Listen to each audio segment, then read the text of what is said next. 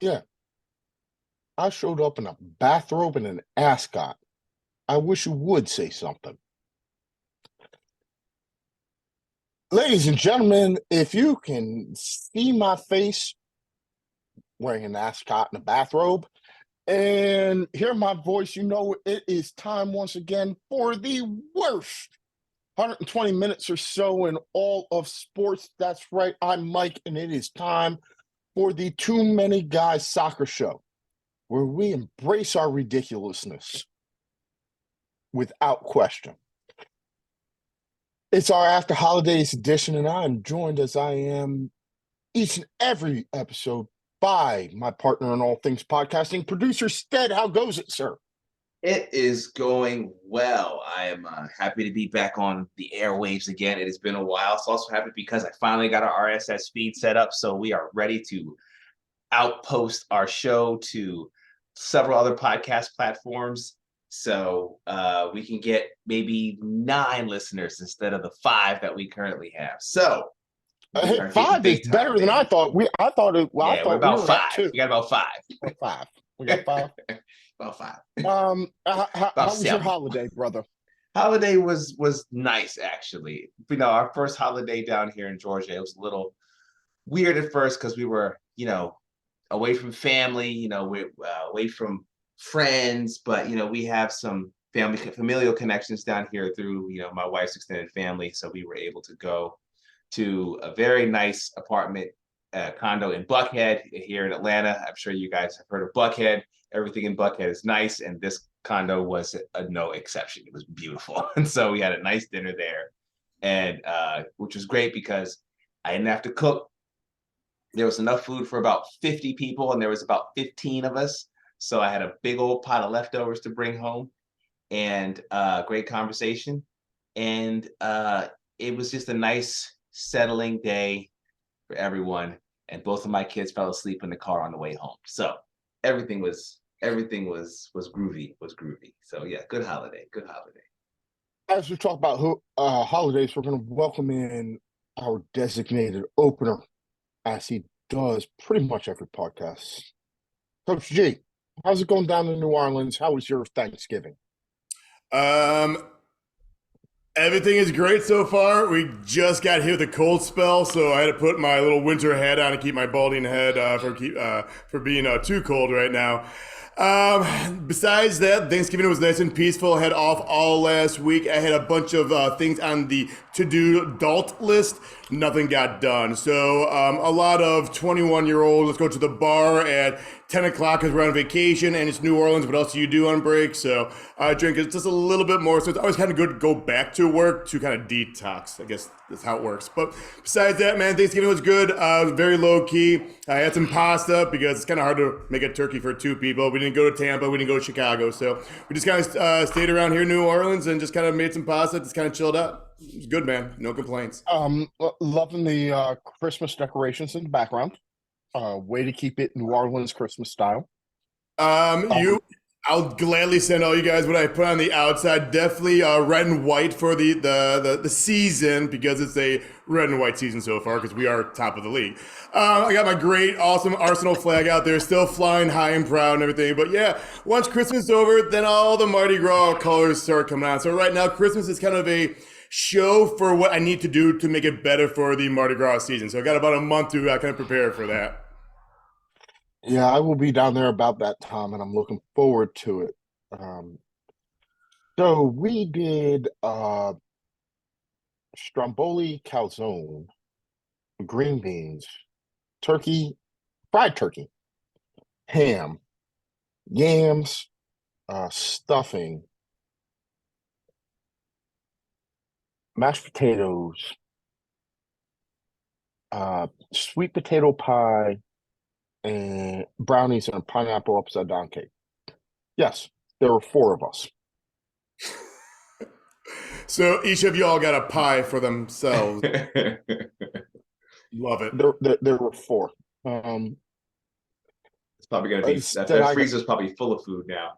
No, the freezer's full of food and beyond that. And so instead, you'll appreciate this. My father-in-law is go-go royalty. He used to lead as the bassist Schoolboys, which is one of those old school go-go bands here in DC.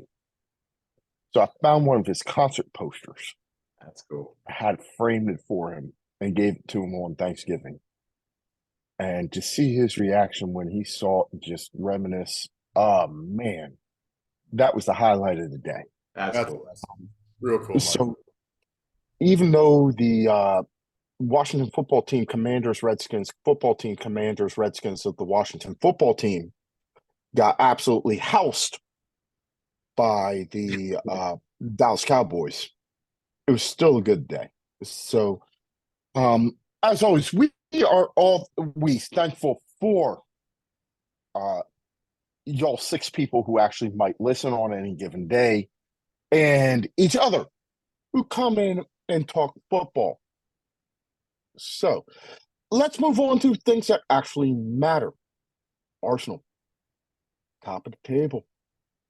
Is that really? That's the only thing that really matters is Arsenal. Well, hey, I'm going to say that was a professional performance this weekend. Yep. The type of game that a team competing for a title, a team at the top of the table wins. It was not easy by any stretch of the imagination, but you dug down deep, and at the end of the game, you come out with the winner, 1-0, and Arsenal top of the table. Gee, if I gave you top of the table in November, going into the first weekend of December, and said, y'all going to be top of the table 1 December, you would have had to have been happy. Yeah, I would definitely be like, I kind of agree with that. Would definitely be the top 3, based off of last year's performance with Arsenal and everything. Definitely, if you said that, like, yeah, I agree with you. Now, the question is, how many points ahead are we of second place and who's in second, third? But right now, it's still kind of that early-esque part of the season, but we're looking good. We're kind of hitting our stride. Even though I hate to be like this guy, we should have lost that game. Aaron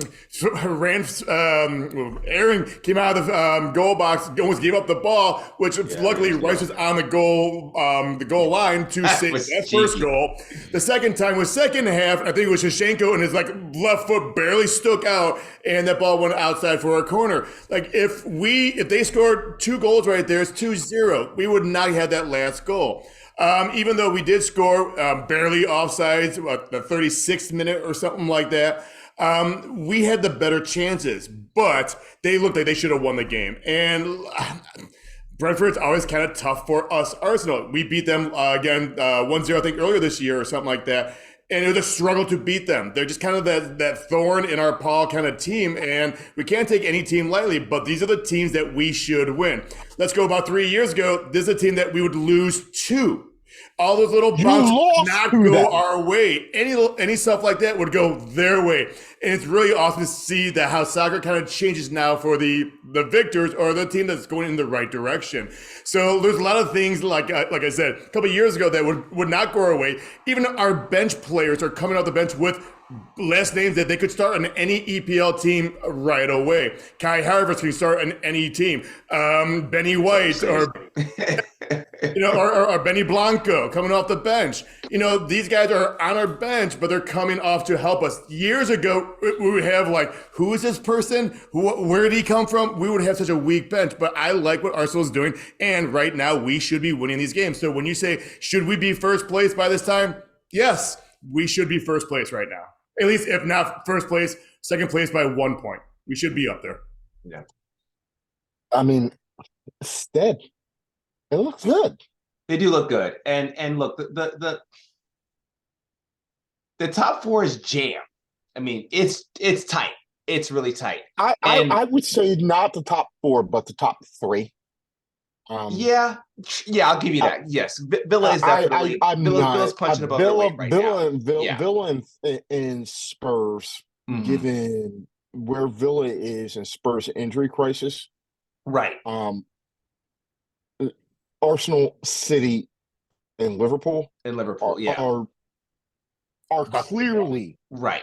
The class and fandom aside, you have to kind of feel for Spurs a little bit. Spurs got a bit of the Arsenal bug when it comes to the injuries, and because they were playing very good football, very entertaining football as well. And so it's yeah, these kind of things happen. But you have to say that with things being as tight as they are at the top of the table, it's not inconceivable that after, because look, there's been several stretches during this year where Arsenal has not looked that great. I mean, you alluded to this earlier. There's been several games where they've stolen a draw or stolen a win that they probably didn't really deserve. But deserve is also an incorrect word to use when it comes to sport, really. I mean, Lowe said that, and I completely agree with him.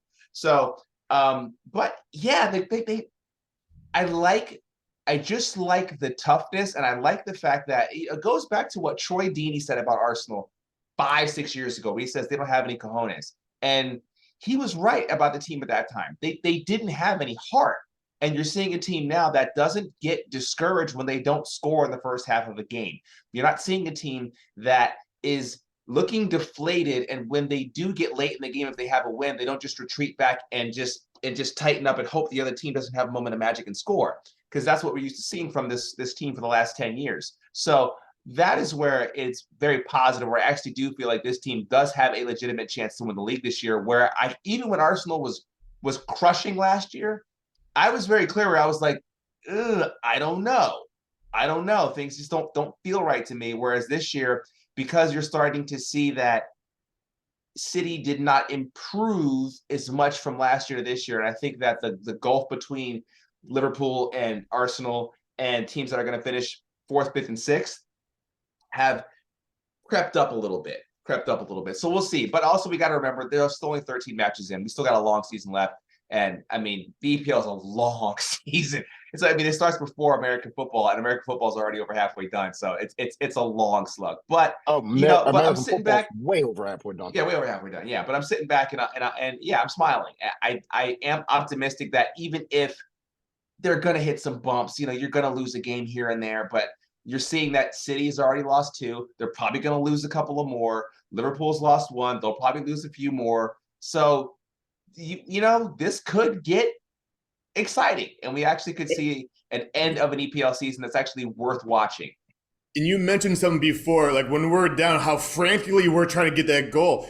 We have now the maturity. The years are finally setting in where you see in the calmness, but the straightforward, the more pressure, the more aggressiveness, but with calmness. You don't see like bad passes as you did before and the up and down transitions. The maturity is finally setting in, and now you get the Champions League. You get all these other factors that, like I said years ago, just wait. And we're kind of seeing that right now. And I'm gonna piggyback on Sean.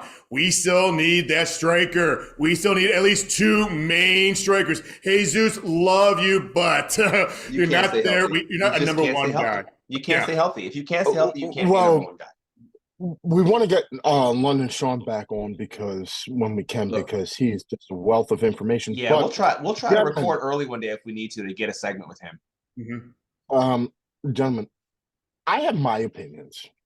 Instead, I want to talk to you about it. What is the big difference in your opinion between this year's Arsenal squad, last year's Arsenal squad, and some of the ones that fell short?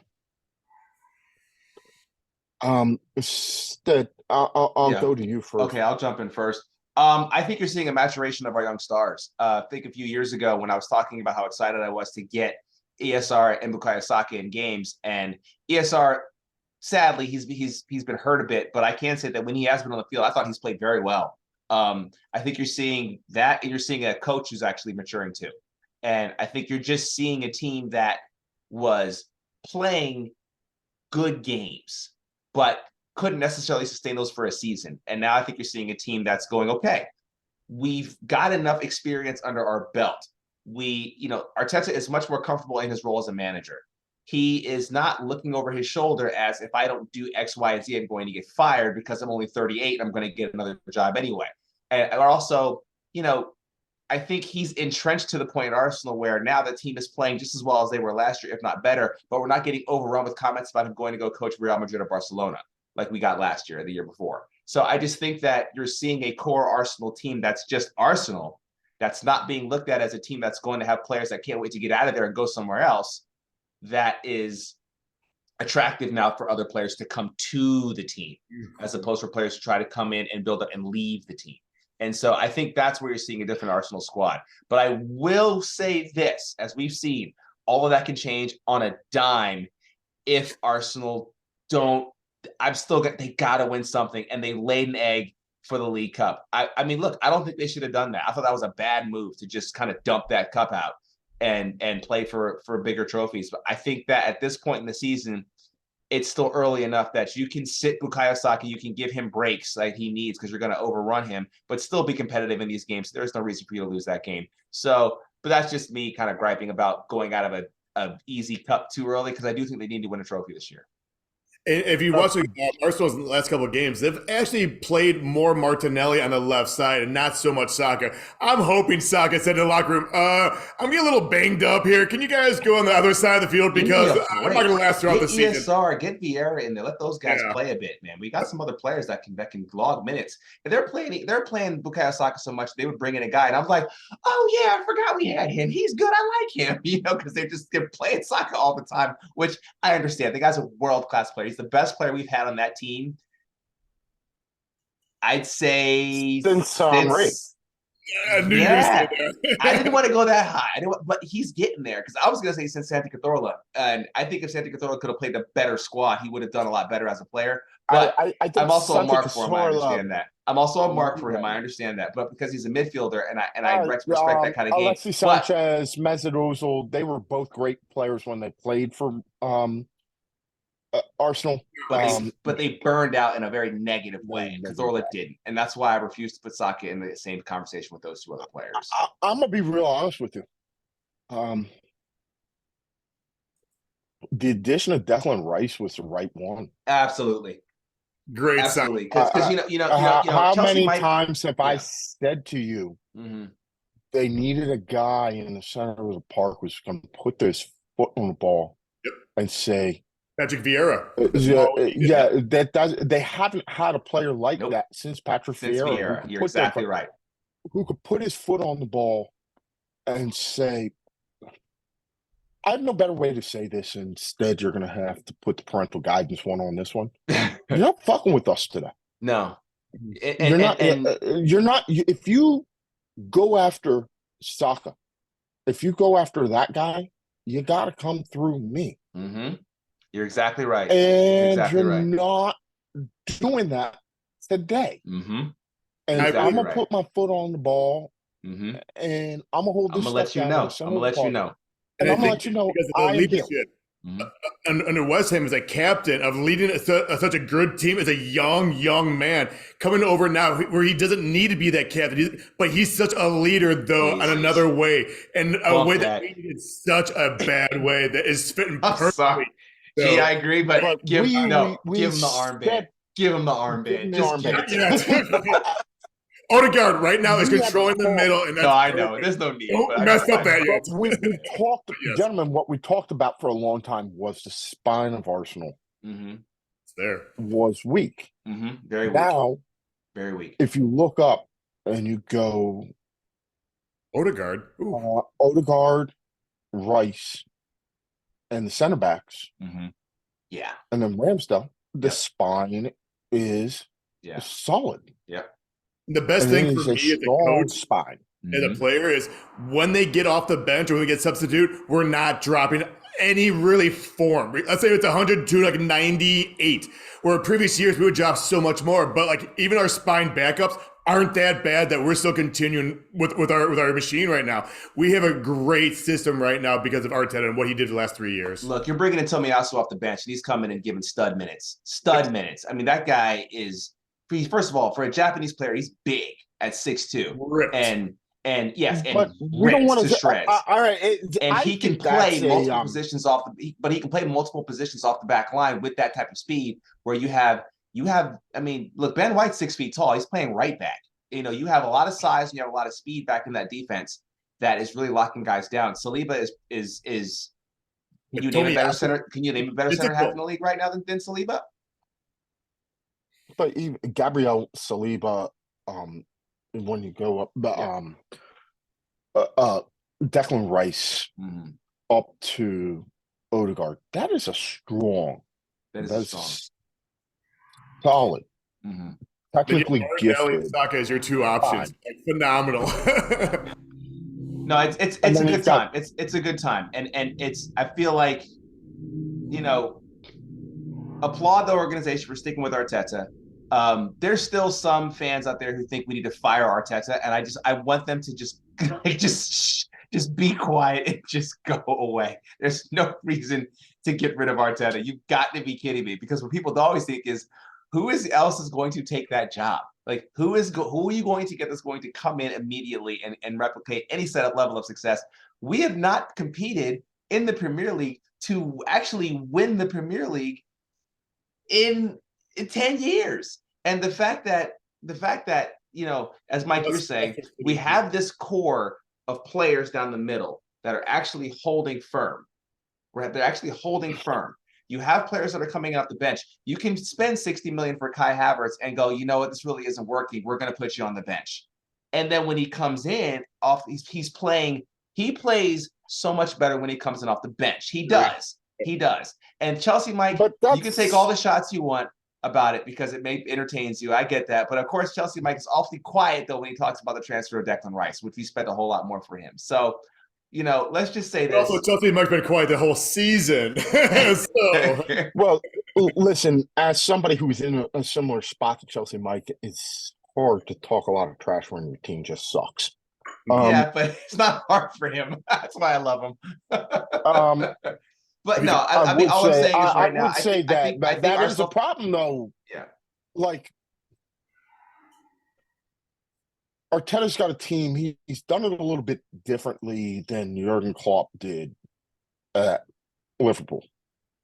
The signings are kind of smart, but he's built the team from the spine out, whereas Jurgen Klopp built it from the wings in. Either way, that would make a difference. Yeah.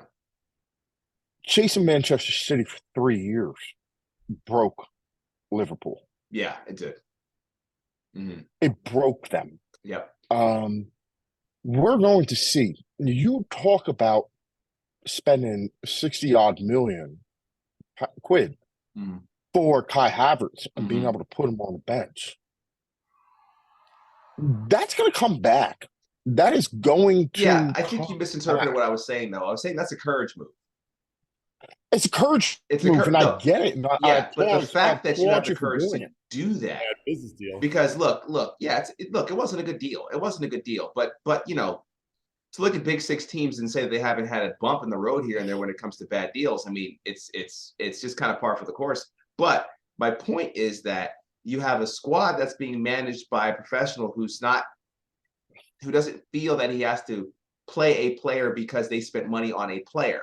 And that's what Arsenal used to have to do because the investment wasn't there. I feel like the investment's there now. And again, Mike, you were right, though. We'll see. Because we could be looking 2 or 3 years down the line, all of a sudden the bank well dries up and Arsenal's won one FA Cup and that's it. And the next thing you know,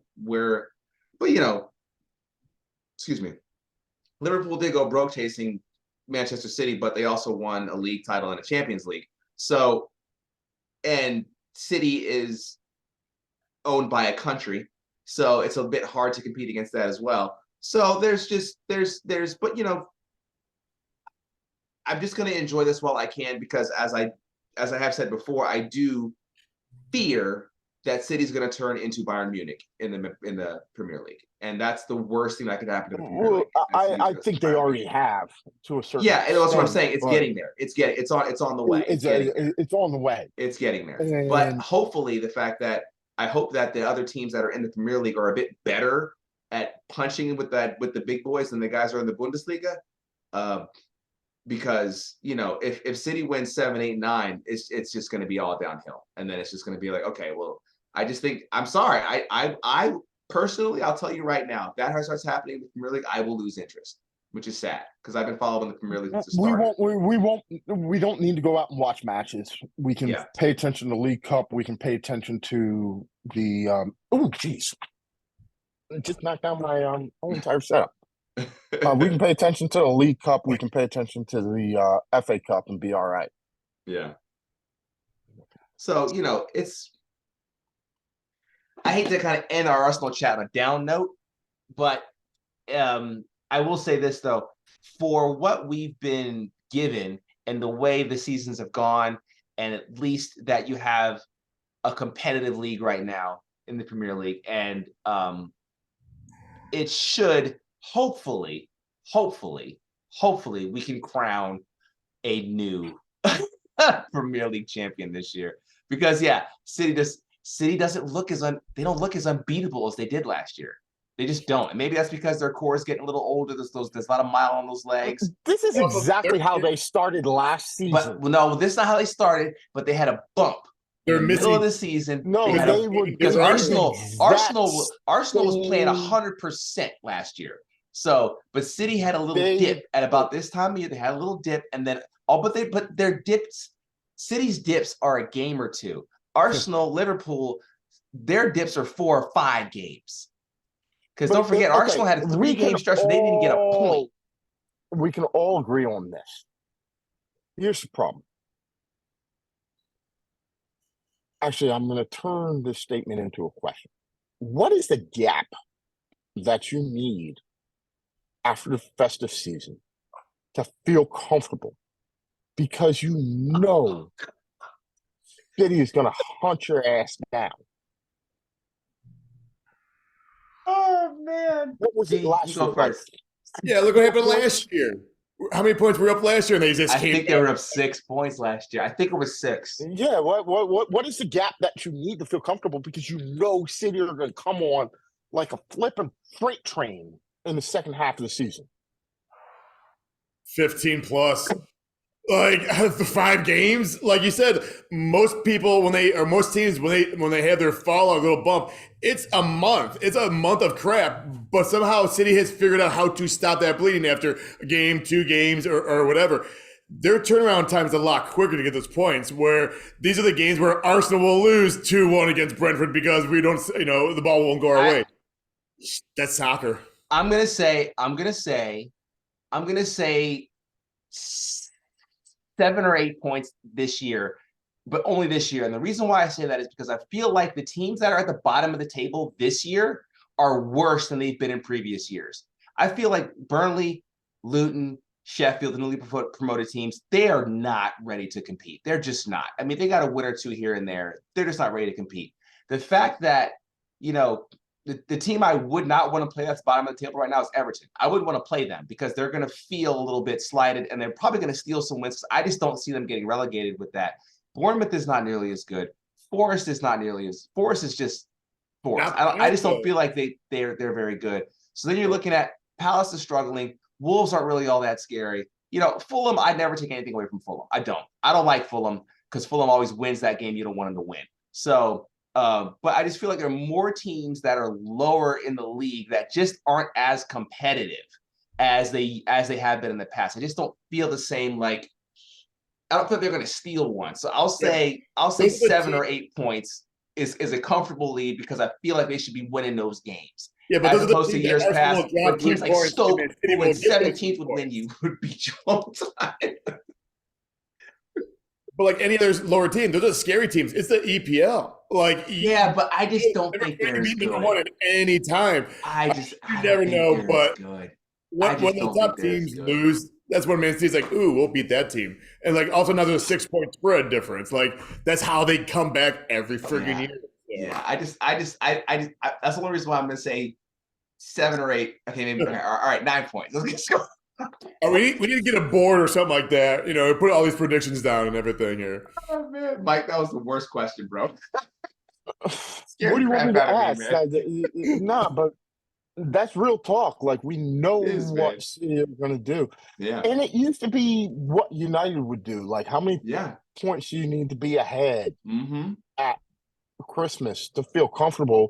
Because you know that they're going to come on like a freight train.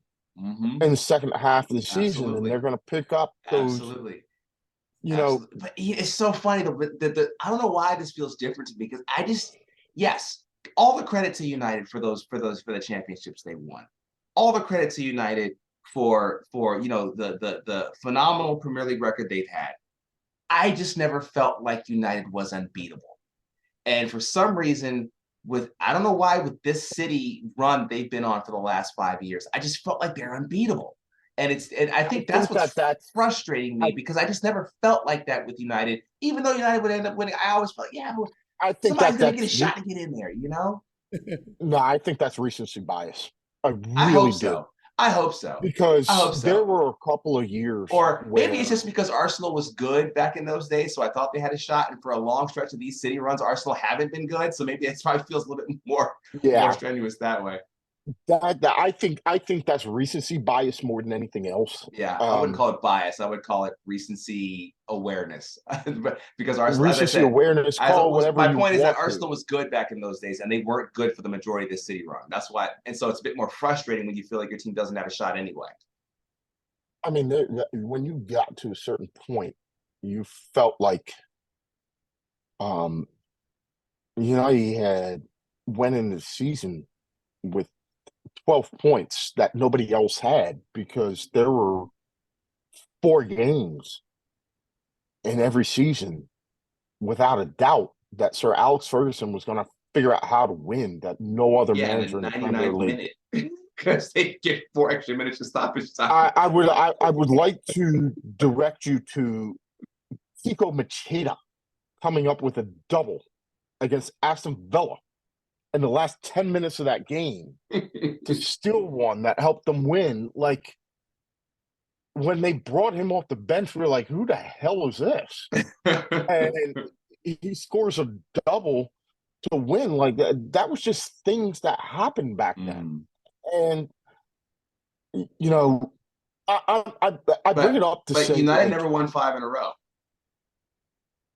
They never won 5 in a row, but they were the first team to win 3 in a row, and they did it twice. Yeah, but as you said, because I tried to point that out before in an earlier show, and you were like, "No, United never won 5 in a row. Yeah, never won 4 They never won 5 in a row. So they never won 4 in a row. That's all I'm saying. And City's that this would be their 4th. No, or their 5th. They've won I think City's won the last 5. No, because Arsenal's Liverpool's in there. Oh, okay. No, you're right. They won the last 4. 3? I keep forgetting the COVID season. You're right. My bad. Yeah. They've won 4 of the last 5. Okay, my bad. They won 4 of the last 5. United did that a couple of times. I totally struck the COVID season from my memory. No, United did that a couple of times and won 4 or 5, 3 or 4, or something like that. They would be the first team to win 4 in a row. But what was at one point in time, United had won more than half of the team of the Premier League titles that had been contested over a 20-year period. Oh yeah, that was true for a long time.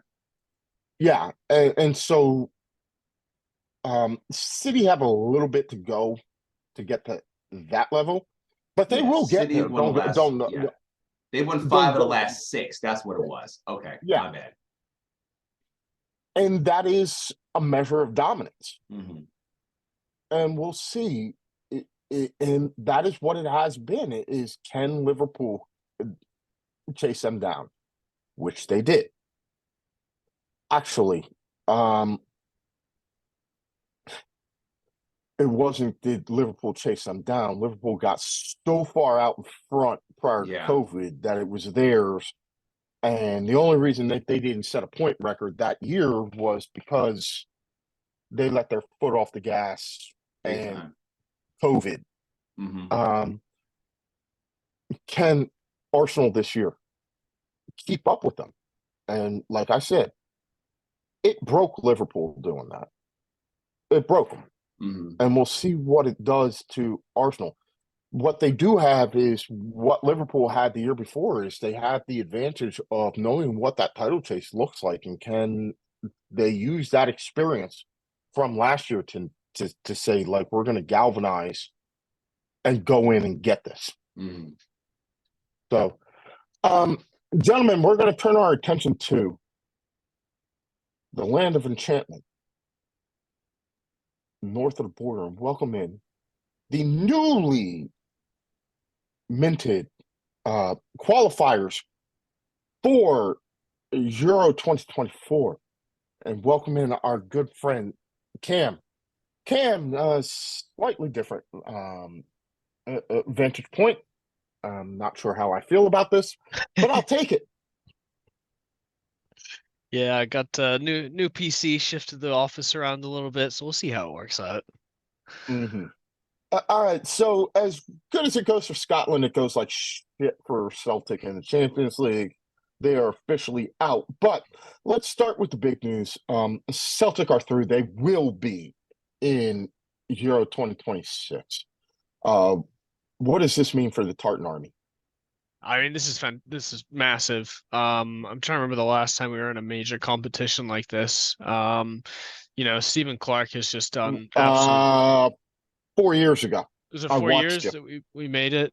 I couldn't remember Yeah, if it you was made it to the four. last Euros. You made it to the last Euros because we went out and watched the game together. That's right. Okay, I was trying to remember if it was the last one or the one before that. Yeah, you're right. Yep. So, it's a big deal. I'm hoping this. Right now, we've got a really solid team. We do have some injury worries that I think, they're causing a little bit of concern. But I think Stevie Clark has a really good team around him. Some young players, some more experienced players.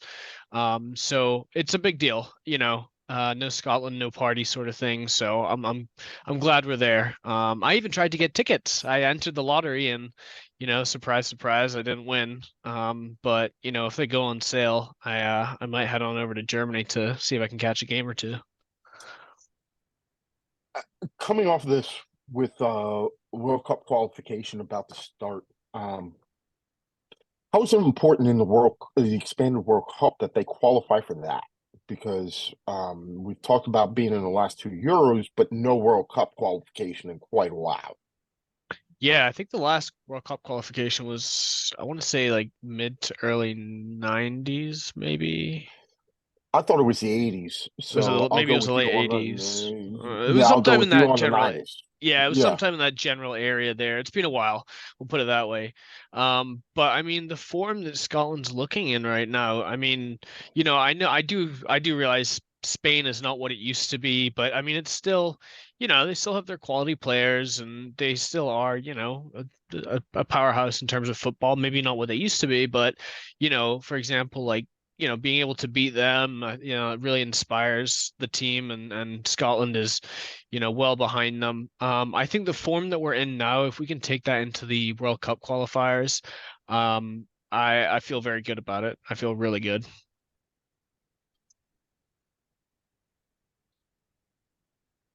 I think instead with the expanded World Cup and it being over here in 2026, we're missing out if we don't have the Tartan Army.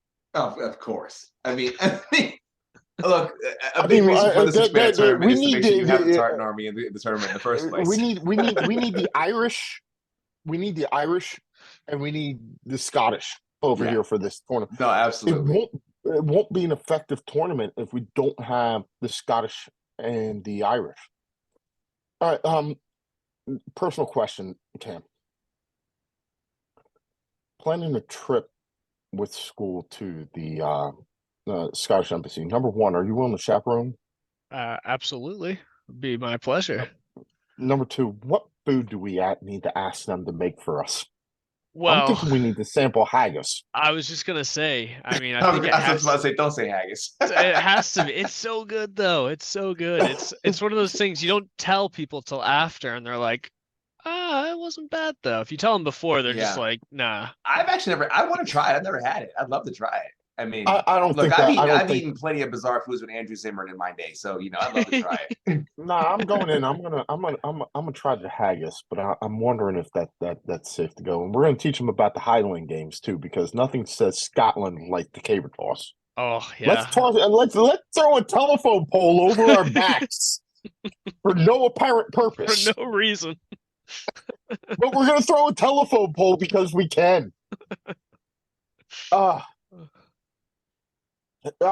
Celtic had a little bit of a setback on a draw against Motherwell this weekend. The gap closed a little bit.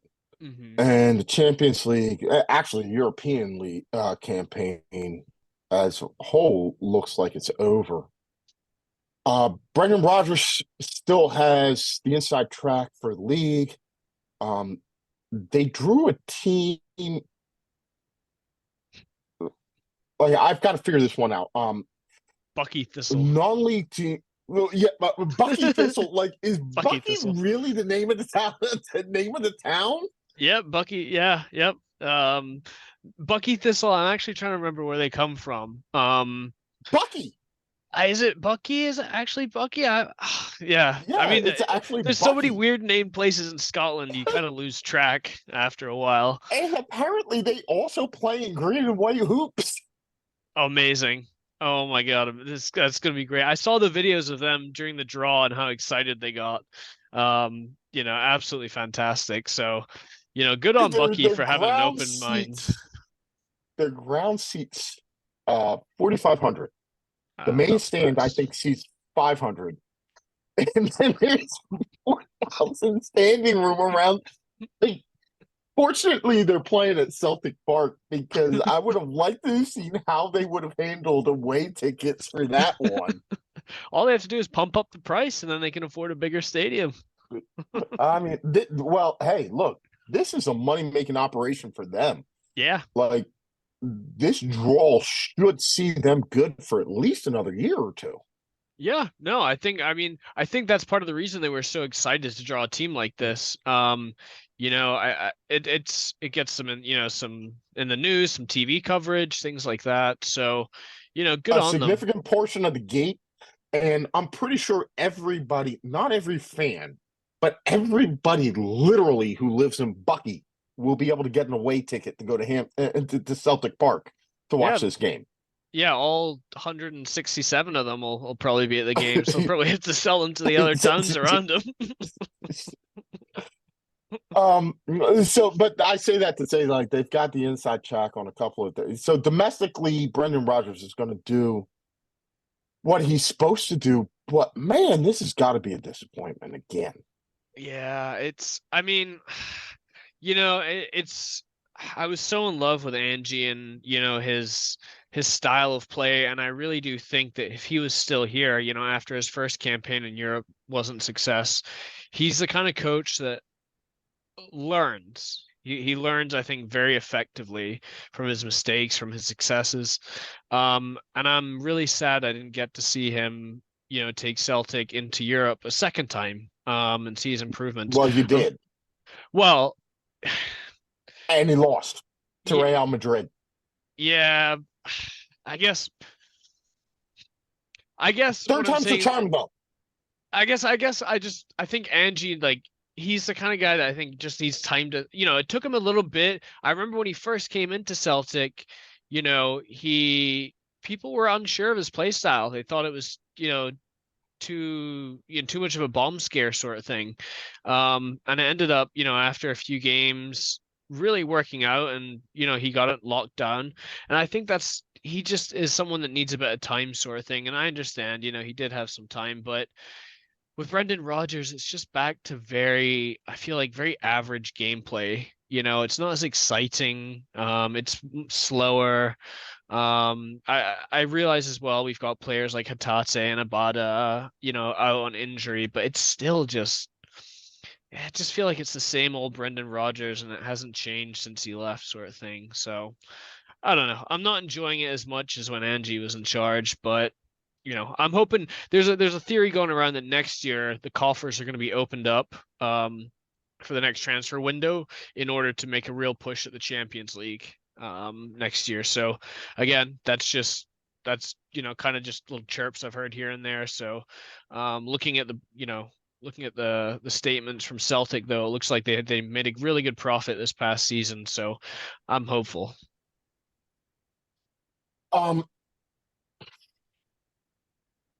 That at some point in time, that team has to make it through to play European football in the next calendar year.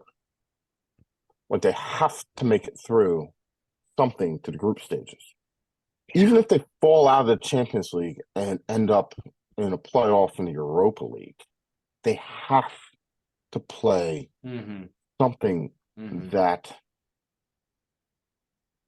resembles knockout football in February. They have to be playing in Europe in February. Yeah. No, Yeah. and I think that transition from because the way they've revamped Europa League, I actually think it makes it more exciting. I do. And I feel kind of sad for the teams that get knocked out that probably used to not get knocked out, but now we have the Conference League, so there's more European football opportunities, and I applaud what the Conference League was able to do for a club like West Ham. But in particular, though, it's if Celtic could just finish third, you know what I mean, and get to that playoff game against a team that finishes third or finishes second in the Europa League group stage, that could be, you know, a relatively quality side from Belgium or something like that, and that's a quality game. And Celtic can conceivably win that game and then get to a quarterfinal.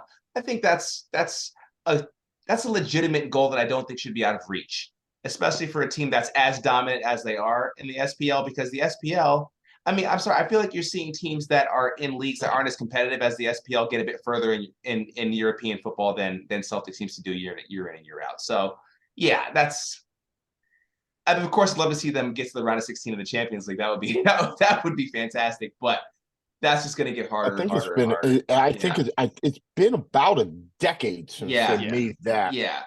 But you know, I'm a big fan of Europa League. I am, and I was before Arsenal was relegated to playing there for a number of years. I've always appreciated Europa League. So you know, when they were in the Europa League and got relegated to the Conference League, I thought that was a tournament that they could make a run at. I agree. Yeah, I agree. And they didn't. Yeah. But look, what Conference League did for Roma, what Conference League did for West Ham. I mean, I think it's a great tournament. I really do. I think any time that you get to make a run where you get to late April, early May, and you're playing in European football, and you can say you're in a semifinal. It's pretty cool. Yeah. Or you can get to a final where your game in Europe is going to be the only one televised that day. Yeah. It brings eyes to the club, and that has been the thing that I have said for years is they need more eyes on the club. But in order to get more eyes on the club, they need to make it a little bit later in European competition. And for a team that has been as dominant domestically as Celtic has, to have struggled as much as they have in Europe. Yeah. And this is going to be painful, Cam, but I'm going to be real honest about it. When you have a team like Rangers that made the run that they made last year in the Europa League, and it's tough to swallow. Yeah. No, it is. I absolutely agree with you. I think, you know, I obviously, you know, it was good for Scottish football that Rangers made it. It was definitely a bit of a blow to I think Celtic self-esteem, but no, I think I would love to see us. I think you're absolutely right, Stead, in saying that a Europa League run would be kind of where I think would succeed. You know, making it to that 16 round, it would just get brutal for us at this point in time. You know, I think if we can be consistently in Europa for the next few seasons and get, you know, decently far, do well, I think those are the building blocks to us kind of, you know, getting back up there and reigning some of the glory in again. And look, you got to kind of get a bit of a favorable draw, because we'll see that in Champions League. There'll be some groups that you're like, okay, there's clearly, you know, Arsenal and a bunch of teams that are really not of caliber. And so if Celtic could get a draw where they're in with probably a couple of big, you know, one of the big boys, and then conceivably be able to draw and get a couple of wins, then yeah, that's the draw is a big deal, is what I'm saying. Yeah. Conceivably, they had it this year. I think they did. And I think they I'm trying to be nice. I'm just trying. I love you, Cam. I love you, Cam. I'm just trying to help you out. I appreciate it. They should have done better against Copenhagen. They should have. And Lazio. They should have. Well, it's you know, Feyenoord haven't won anything. I know. I know. Like, come on.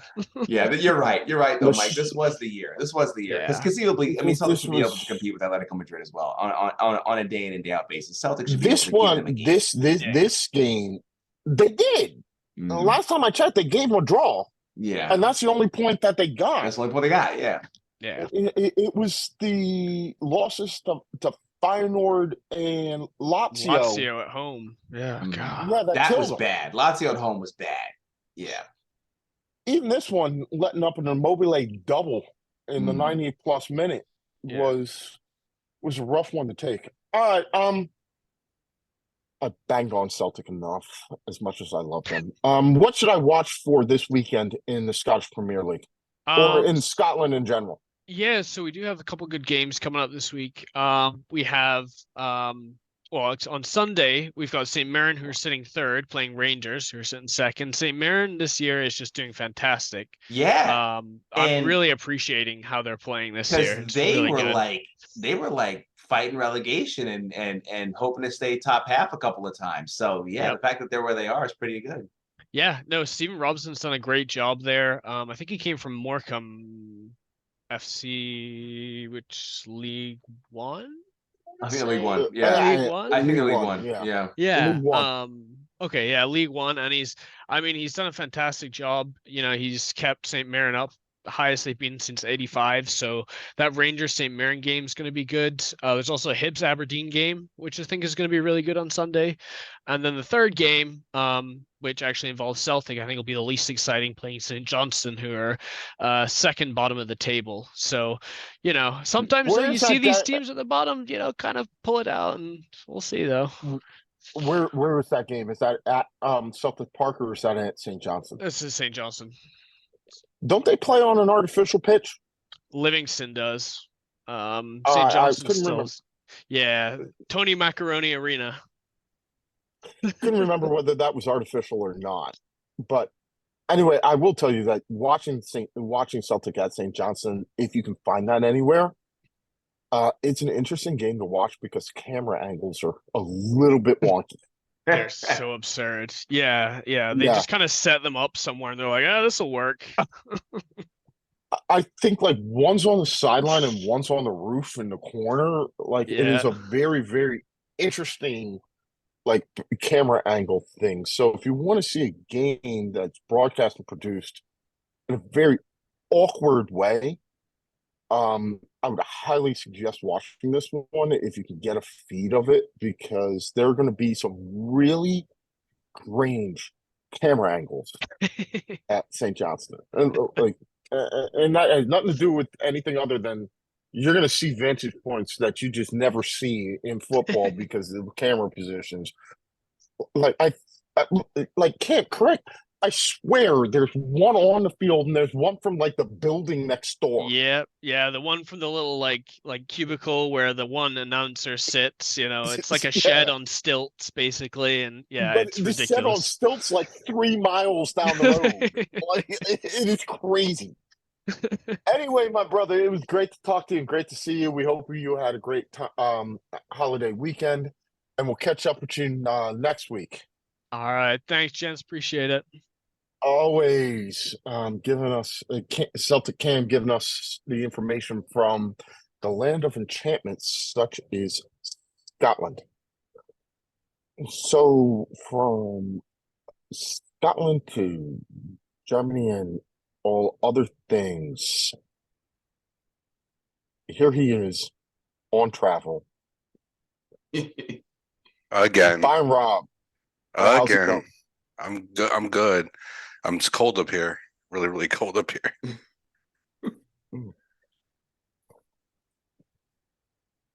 So let's do a couple of things. Number one, playoffs did not end up well in the MLS for your Red Bulls. Nope. That was kind of chaotic. I mean, That's did still you guys... going on? Yeah. You know what? Stead, I totally hear you. I said the same thing. It was a long break. I'm like, really? Like you had the international break and the playoffs started again. It was just really weird.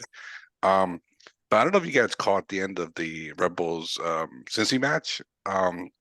So Mike Miazga got a yellow card early somewhere, and then we get the penalty kicks. And they're facing the South Ward, which is what the Red Bull supporter section is. Now, Mike Miazga is a former New York Red Bull, right? So he makes his penalty, and then he goes to the crowd and like sort of taunts them a little bit playfully, like I guess like he does like a heart thing or whatever, like, but he does it after he makes his penalty. So we all take it as a taunt, and it became really chaotic, and so he got another yellow. So we're all wondering, like, wait, he had a yellow early on, so does that make a red? Like, can he not take a penalty kick again if they go around again? Um, and then we found out later that he was so mad at the referee that he went to allegedly went to the referee's locker room and had to be held back by security. So that was just chaotic in itself. I mean, the Cincinnati won. You know, they're supposed to win. They won a But shield. if he got 2 yellows, that should be a red. Forget whether or not he should be able to take a penalty. He shouldn't have been able to play in the next game. I totally agree. So I don't know how this works. I think someone said that a yellow during penalties is different. I had no idea how that works. I wish we had Los here. Los would be perfect for this conversation. But anyway, look, But I also Cincinnati. feel like MLS is making that up as they go along because Yeah, they can. yeah, of course they have a track record for doing that. But look, Cincinnati won. They have the shield. They're supposed to keep going on. Blah blah blah. My MLS season is over.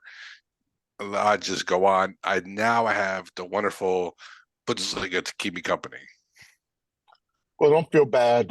Cincinnati beat the Philadelphia Union on a 90-minute goal that was offside. But yep, yeah. Poor Chelsea Mike. Forget poor Chelsea Mike. Poor me.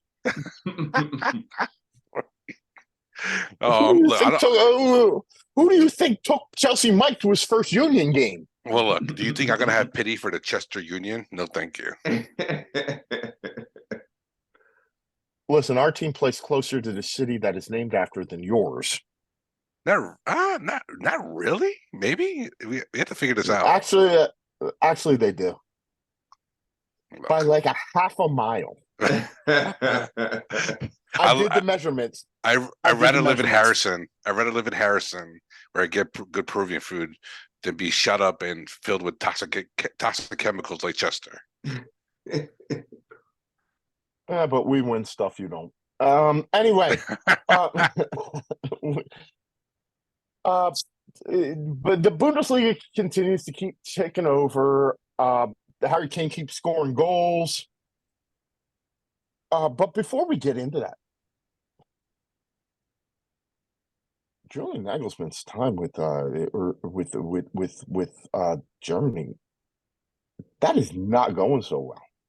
No, I'm kind of perplexed. Look, he's a club manager. He's a club coach, and I think he felt sort of a duty. Well, actually, he did two things. Number one, I think he felt a duty to, his country of birth and blah blah blah to take this job when they asked him to take it. But number two, it gets him out of the Bayern contract. So now no club has to pay Bayern a fee to get him out.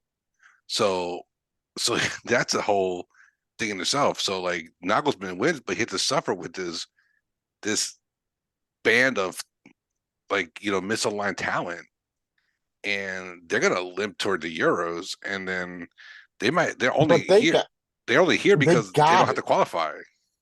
Yeah, they got to do something because I never thought that I would sit here and say that a German team is going to struggle to get out of the group stage in a Euro tournament that they are hosting. Yep. And right now, I just don't see where they're competitive. And I understand that the talent is a little bit offline, but there's still a lot of talent there. No, there's a ton, yeah. You've got to just look at some of the Bayern guys. You've got a Musiala who's playing great, Leroy Sané who is in the form of his entire life. With those two alone, you should be able to come up with a formula that could win you at least a couple of games. I mean, you would think so. but their center backs are atrocious. You know, like Nicolas Sula and Schlotterbeck have been just god awful. And then Nagelsmann puts Kai Havertz randomly at the left back position, though he didn't play really like a left back per se. He kind of like shifted over toward the middle, like he was only a left back on the team sheet for the most part. But it's just those crazy, really random decisions that like we're wondering, like, what are you doing? Like, come on, this is not rocket science. Like, the players can play, just put them in good spots. But the problem is that I feel like in the certain positions, like the wingers, for example, and like they're just fully stacked, but there's only so many spots left, and then they don't have good defensive players. I have no faith in Ter Stegen, but whatsoever. I mean, Kevin Trapp's okay, but I'd rather have Kevin Trapp, but that's not good. And then you got Manuel Neuer potentially trying to come back for the Euros. He's a lunatic. And that actually might be that might actually happen come the spring, the next windows or so. So they have no proper attacking fullbacks. They have no fullbacks whatsoever to speak of. I mean, they put Schlotterbeck out there, they'll put Sulu out there, and we're just wondering, like, what I mean, they had David Rom, which is a good player, but he's not international player. Like there's certain players that are international, but he's just not it. I'm sorry. And look, the Germany U17s are doing well. They're in the final World Cup final, and it's great. But we're not going to see that for 5-6 years. So I don't know what Nagelsmann is going to do. Maybe he needs a full camp with his crew. He needs like a good solid 2 weeks, like of just training. Maybe race the ship. But honestly, if they make it to the quarterfinals, that's an accomplishment for this squad, at least based on their current form. This baffles me because when I looked at the German team that won the World Cup in 2014 and who they were letting go, but who they were also bringing in certain places, I never thought that we would be here 10 years later, where it's not that they're not competing to win titles. It's like we're having this conversation. Can they get out of a group in a tournament that they automatically qualified for because it's at home? Like, can Germany get out of the group stages of a tournament that's being played in Germany? Yeah, go on, Stead. I was just gonna say that's the most baffling thing because say what you want about Brazil, the best international team in the world, historically speaking, is Germany. And when you look beyond simply finals, when you look beyond championships, when you see how Mike, the saying, you put 22 guys in the field and Germany wins. It's to think that Germany has actually the possibility of them not quarterfinaling in an international tournament is baffling enough as it is. So if you're talking about group stage, then you have to really be scratching your head going, look, Germany's not Italy. You see this kind of stuff from Italy, who's won, championships galore, but you don't see this kind of stuff from Germany. But they are, and on top of that, they have a team in Bayern Munich, which largely is built on German players, that is expected to make a run in the Champions League. I get what you're saying, like, but where, Rob? But where is this fallen flat? Like, I would expect that. You said you don't have a right back. I've seen Kimmich play there. And he hates it there, by the way. He hates it. He wants no part of it. He wants no part of it. But I'm saying, if you tell him Philip Lahm didn't want any parts of it, but they won a World Cup with him there. Well, Philip Lahm was a fullback in training. Pep tried to make him a midfielder. That didn't work out too well. It worked okay, but yeah, no, I get your point though. I bet you if he lifts a trophy, he's going to be okay with playing right back if that's what it takes to win one. Well, Like, it's funny you say that because Kimmich technically won a trophy. He won a Champions League playing right back. Like the midfield mhm. was Thiago and Goretzka, and Pavard got hurt, and Hansi Flick moved Kimmich to the right because he had no one else to put him there. And then look what happened. Like they won. Like it was Kimmich's ball to Coman that won them the final. So no, I totally hear you. I think Kim. I mean, Nagelsmann might have to do it. Um, but they're just like, I like look, I think I like Phil Krug as well. I think he's a good number 9, but like he's not like a star player number 9, you know. They don't know what to do with Thomas Muller either. Um, and they don't know what to do with Kai Havertz at all. Like, I'm so perplexed why you took a number 10 who got sold to Chelsea as a number 10, and then Chelsea tried to make him to something, not a number 10. And Arsenal sort of are not making him to number 10 either. I think they were trying to make him an 8 or something. Um, I'm just perplexed on Kai Havertz in general. Musiala, you don't know where you want to play him. Do you want to play him in a winger? Do you want to play him as a attacking 10? This team is just all over the place. It is really bad. Like they have no answers, and it's like the players dread going to like playing for those colors because like they do well at club, like, well, Leroy Sané especially, so he got a random red card for in Germany, but like Nagelsmann has to figure this out fast, and I know he gets the job only till the summer, and then he's out because he wants a club job. But he needs to figure it out because potentially any club that wants him is going to look at this and be like, you know what, maybe we don't want you. Maybe you can't be a top tier club coach. He's have to go to like an Atletico Madrid or that level to get back into the coaching ranks because you think Real's going to offer him a job if he doesn't make the quarterfinals like of a tournament that they're hosting. No, like Nagelsmann's gambling big here on himself, which I respect, but he's might pay the price for it because this team is in shambles. You know what the most jacked up thing is? You know who might be the best person for the job? Thomas Tuchel. I was just about to say that. Let's say Waluigi. Because he's the one of the few people who go in and look at him and say, like, all right, this is what I got. This is what we're going to do. And say, okay, here's how we're going to play it. Here's what we're going to do. This is the formation. This is where you're going to play. This is where you're going to play. But he's in Nagelsmann's job at Bayern Munich, which is one of the reasons why Nagelsmann has the Germany job, because Hansi Flick, who used to be the Bayern manager, got canned. Yeah. So anyway, so maybe we can blame all the failings of the German national team on Bayern Munich. Thank you. We appreciate it. You know what?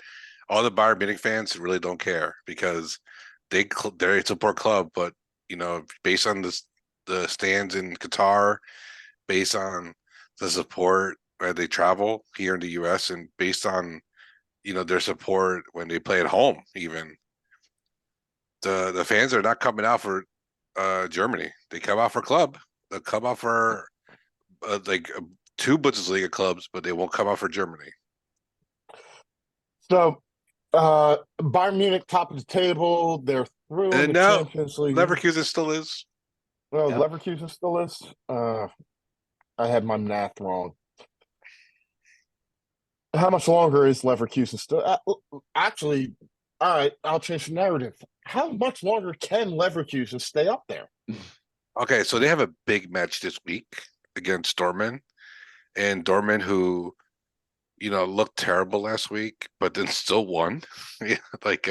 But they did look good in the Champions League. And I was just about to say that like Dortmund are just a weird team. They're like the Bundesliga is like too hard for them, but in Champions League they feel more relaxed. They almost they just feel like they could defend a little bit more, and I think that's the system that they're meant to play. But you and I know who've been watching football for a bit. Dortmund's style, quote unquote, has been this rock and roll Klopp-esque football, which is just attack, attack, attack, and press, press, press. And that's not Terzic doesn't coach that way. Number one, number two, he doesn't have the players to do it. But I think they feel more inclined to attack when they're playing in the Bundesliga because they're one of the more talented teams. But when they're Champions League, they're not one of the more talented teams. So it seems like they will kind of like stand back a little bit to let the games come to them, and they'll counter that way. And it seems like it works well for them. But so Leverkusen played Dortmund, and it's probably the only team that can really take points off of them, I think, at least until January. And I'll explain to you why in a bit. So, but then Bayern are going up against Union Berlin, who are struggling for anything. They've just been awful. They fired Earl Fischer, and so Union can sneak something here. I don't think they will, but they can. And Dortmund could take points from Leverkusen, but if the history has shown us that they won't. Leverkusen are just too good. Like they have no major injury issues. All their players are healthy. They're contributing. Grimaldo has been amazing, and as the left back. Frimpong's been amazing as the right back. You got Jonas Hoffman and Florian Wirtz who are doing well, along with Victor Boniface, who, by the way, was offered to Dortmund, and Dortmund did not take it. So now he's playing for Xavi Alonso and Leverkusen and doing excellent, by the way.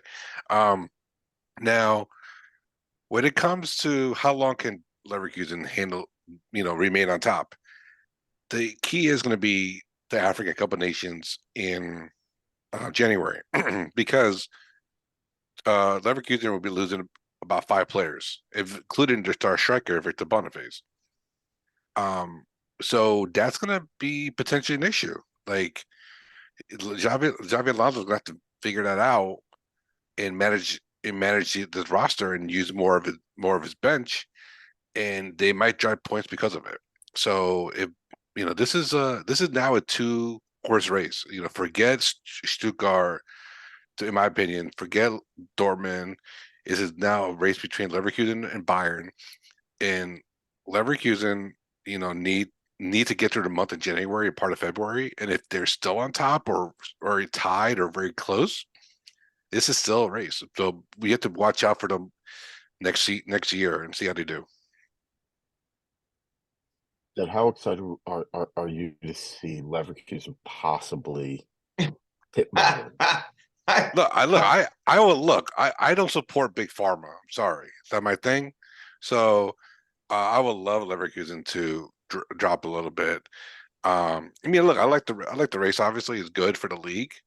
It's good to see not only different players do well, a different coach from outside Germany do well and come in and do well. But both of them have not lost. The only reason that Bayern are in second is because they drew 1 extra game. So this is Leverkusen have been just about perfect. I don't think they're going to keep this up. I really don't. They're going to drop points here and there. The question is Bayern going to drop points as well? Because they can. I mean, look, they barely beat Cologne last week, 1-0. I mean, they had plenty of chances, but the Cologne keeper saved them plenty of times. But those victories they make you sweat. Bayern don't dominate games like they used to, and so I know they got Harry Kane, and Harry Kane's been a lifesaver. He's been amazing. But that defense is still shoddy, and they're one injury away from not having any center backs. I mean, Upamecano just got back, right? Kim is a great player, but he needs to rest too. And Delite's injured. He's not coming back till January. He's trying to come back for the last match day of the year, but I don't think he will. But yeah, they're just bare bones. They don't have any midfielders either. They're playing Conrad Leimer randomly as a right back, and I'm like, he's a midfielder, but I don't. All right, Tuchel, you know something. You have the job. I don't. So no, Bayern are susceptible to dropping points just as much as Leverkusen will be susceptible come January. We got to give credit to Xabi Alonso for the job that he has done. Part of me worries because I've seen this with other players who have become managers and had a modicum of success early on in their career. I hope that he's one who, and because of the people who he's played under, is able to sustain it. I just don't want him to be another Frank Lampard, Stevie G. Stevie G, Roy Keane, who comes to mind as guys who had a lot of success to start with, but then their shtick wore thin. Alonso played a different position. He seems to have a different temperament than some of them. So it would be nice to see him be successful. I mean, hell, it's going to create a crap ton of problems for Spanish teams when you have Xabi Alonso and Xavi both doing well as managers. Who do you pick? Because they need to get somebody to come in. Yeah. But so you already mentioned Bayern's game and Bayer Leverkusen's game.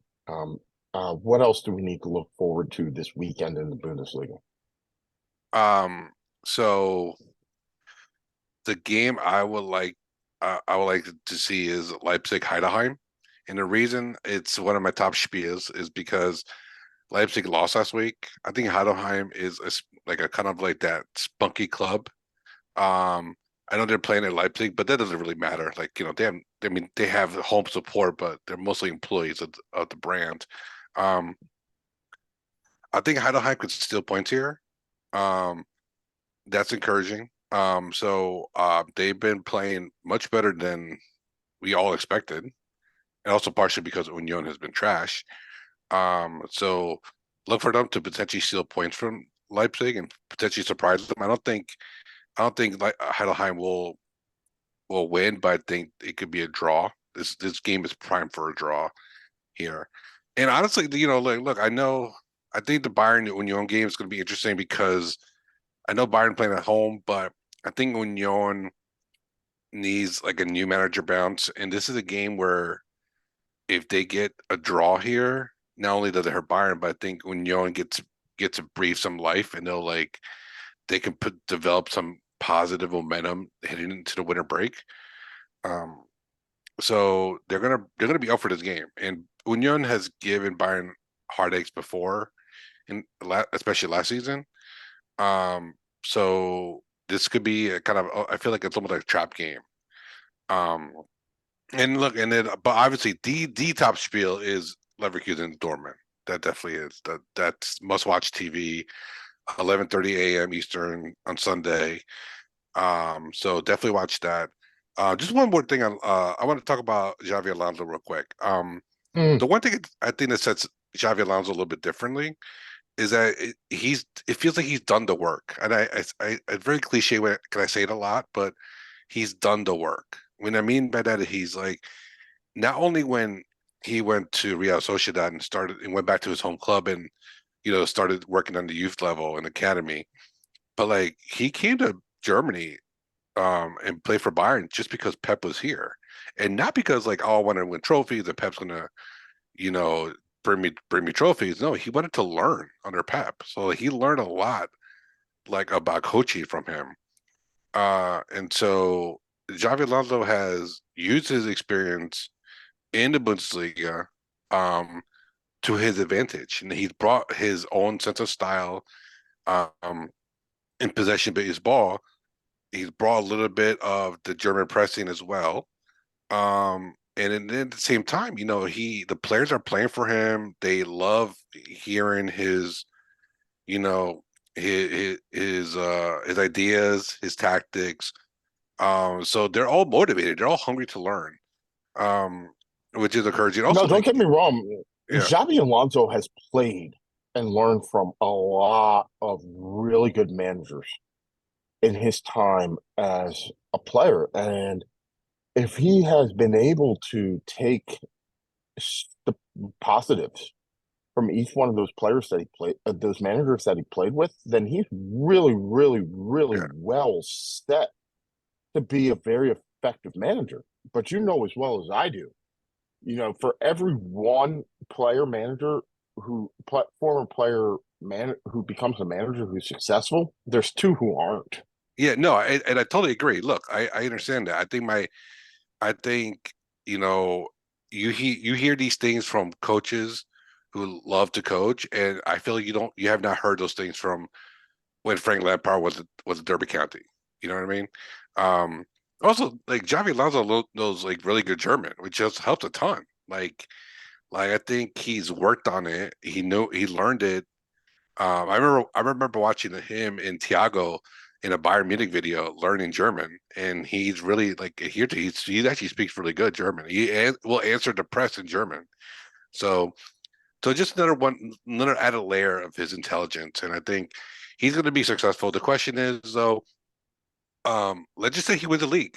If he wins the league, like is that all is that enough for him to move on and some of the players to move on, or is like the calling of a Real Madrid too strong to ignore? Does he feel like, you know what, I should stay at Leverkusen another season and see if this worked for me, or Oh, if he wins the league, he needs to leave, and everybody else does. Yeah. Who's associated with it, because you will never accomplish more than you did that moment. Like, just get out. The stock will never be higher.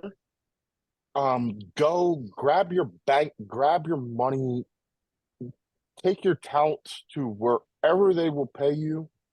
And I hate to say that, but this isn't the Bayern Leverkusen of the 70s and 80s. They're not in a position where they're going to start challenging for Champions Leagues. If he wins a league with Bayer Leverkusen,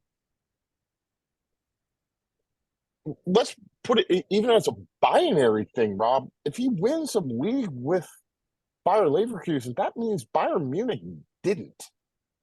Yeah, Which it's means, huge. yeah, which means an already combustible coach and Thomas Tuchel didn't win the league. And we know that here is a guy who the end of this season will have put him in a position where he's been at Bayern Munich long enough that he's going to self-destruct because that's what he does. Yeah. Xabi Alonso is a former Bayern Munich coach. If he wins the league with Bayer Leverkusen, why would you stay Bayer Leverkusen when you can move to Bayern Munich and try and do the same thing? Take that Good, bank. good question. No, excellent points. You're right. We don't know what's in his head. I think he's not dense. He knows that there's going to be jobs opening for him. There's going to be bags of money being thrown at him, and even if he doesn't win the league, the offers will still stand. Mm-hmm.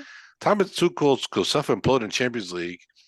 He could barely win the league, and he could get sacked. Like that's how brutal the Bayern Munich job is.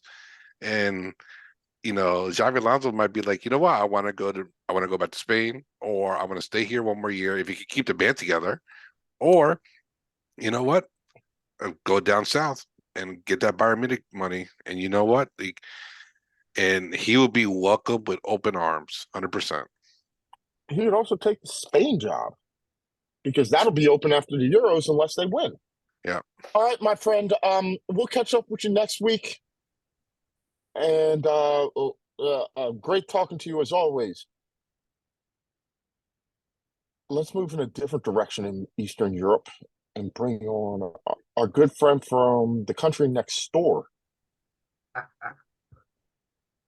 Professor Matt, how goes it, my good friend? Well, Mike, I have a question. Is that a robe, a Santa Claus smoking jacket? You gotta listen to the start of the show. Yes, this is a bathrobe. I'm going with my bathrobe. I took off the ascot because it was bothering my neck. But yeah, it is a bathrobe. I'm doing the show in my bathrobe. And if you have a problem with it, say something. You know why? Hey, I got 3 Because I can. bathrobes, bro. You're good to go, man. I I want to can. get the big Jedi bathrobe with the big old hood, that wraps around with the big floppy sleeves. I got one, but the hood that comes down like this. That's the Yeah, one I no, want. I got my hood, but Don't it's think I that's won't. I know we're rocking robes on this show. Shoot, we have a robe show. I'll rock my robe next week. yeah, he's gonna rock his robe next week. I'm gonna come out in my dinner jacket Yeah, just to spite you. I got right. to A keep you pipe. all. You got a pipe. I might do that. Might do that. Let's start with this one. This goes out to our good friend of the show. He's been on a couple of times. It's Ben. Matt, freaking Albania. Yeah, I got the Larica Kana jersey behind me, which I'm I finally gonna see get. it. I'm finally gonna get some use out of that thing. How on earth? Like, I don't even know how I missed this happening while it was happening. It's one of those ones where they're qualifying, you think they're going to lose, you think they're going to lose, you think they're going to lose, you think they're going to drop points, you think they're going to drop points, and then they don't. And you come into the last weekend and you're like, oh crap, all you need to do is keep breathing, and you're automatic qualifiers for Europe. And that was kind of what they did. Yeah. We discussed this the last time we were on, right for the international break.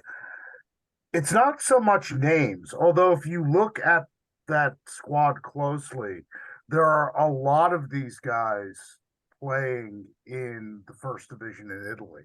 So, I mean, there's something to be said about that. But, this Albanian squad is really proof positive of, look, if you have a system, and it's funny because when I came on, you were talking to Byron Rob about the German national team's issues. If you have a system and you have guys who can buy into their roles in a system, you can take a good to mediocre squad and at the very least get into a tournament.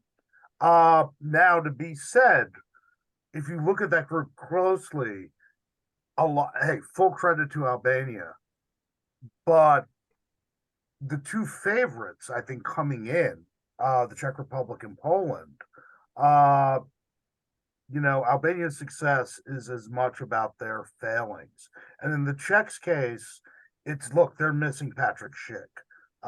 They're a different squad when he's up front. Poland, I don't know, Santos tax. We hired the wrong guy, and we're in the playoffs now because we're paying for it. Well, there are, as our Eastern European expert, this upcoming Euros definitely has a fair few Eastern European teams, fair few former Russian republics. I got my Larica Kana jersey up as a proud ethnic Slovakian. I get to see the Slovaks in the tournament and possibly not the Czechs. That's going to make my grandfather, that would have made my grandfather very, very, very, very happy were he still alive, because he refused to acknowledge that he was Czechoslovakian, he was Slovak. We talked about this being a tournament that could have an Eastern European bend, and it definitely does, and it definitely skews towards those former Soviet republics that we haven't seen necessarily in tournaments in a while.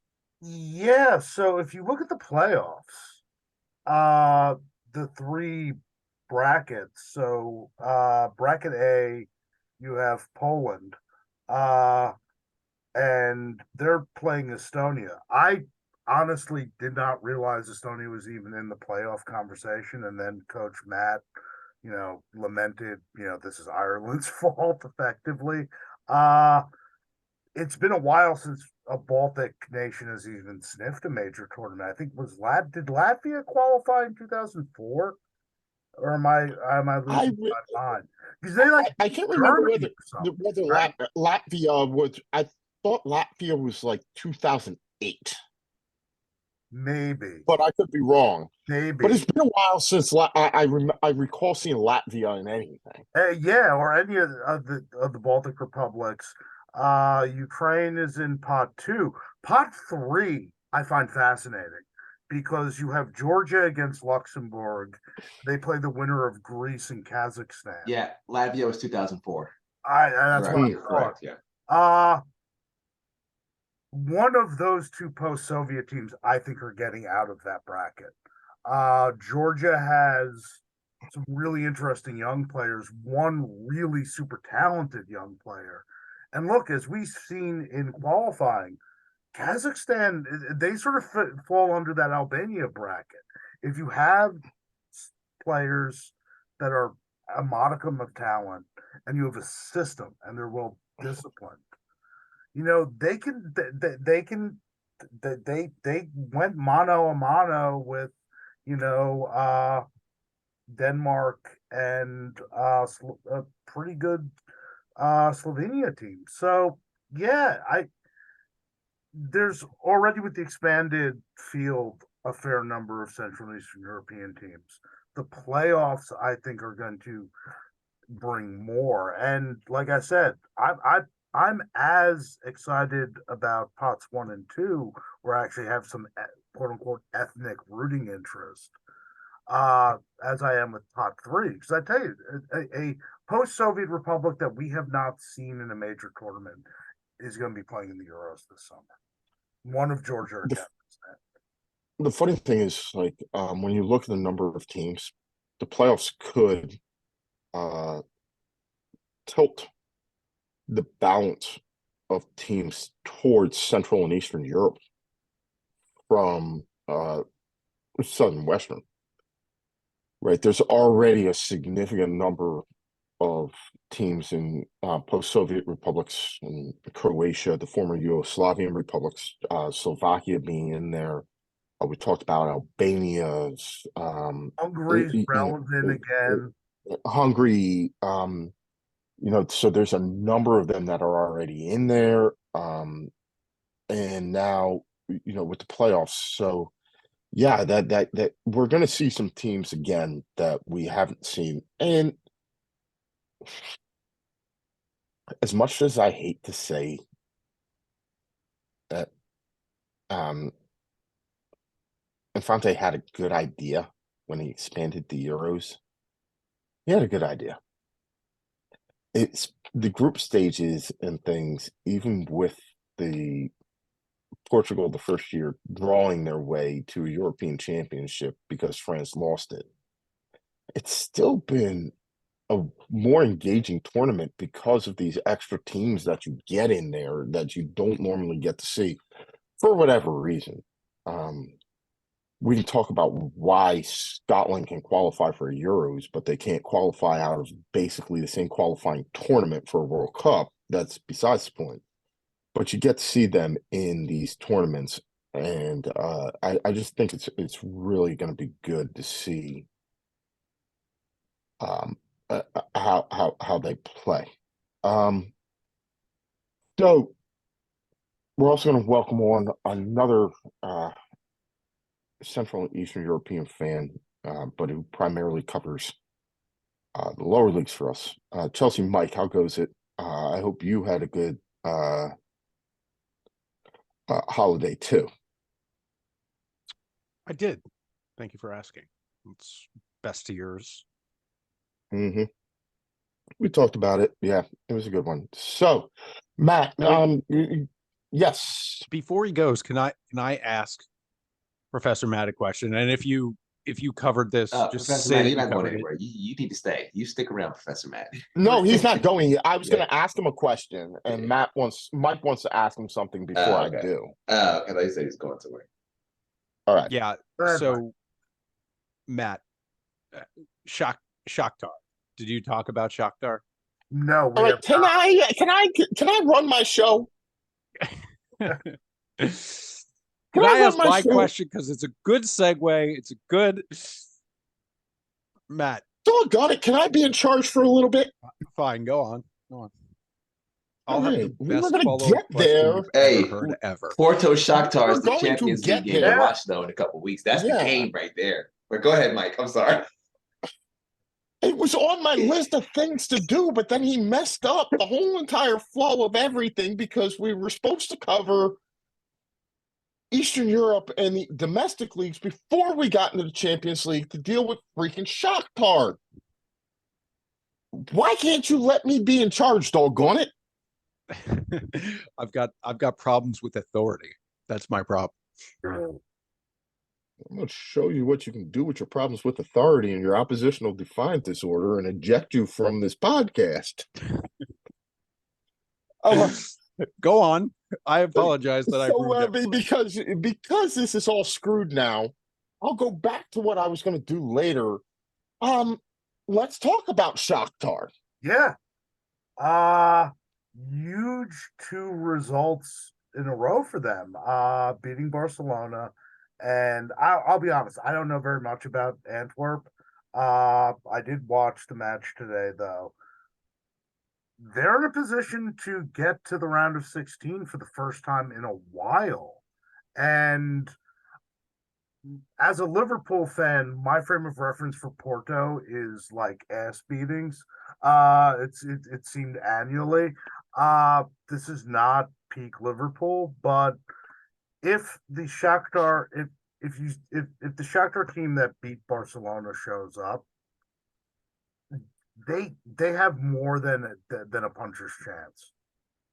The Porto team that has been playing in the Champions League has not looked as threatening as Porto teams in the past have. So yeah, this has the opportunity for Shakhtar to make it into the group stage or the knockout stages of the Champions League, which again, given the situation in the Ukraine, given the situation that the team is in, given the fact that they've had to dispense of so many of their foreign players, this is huge for them.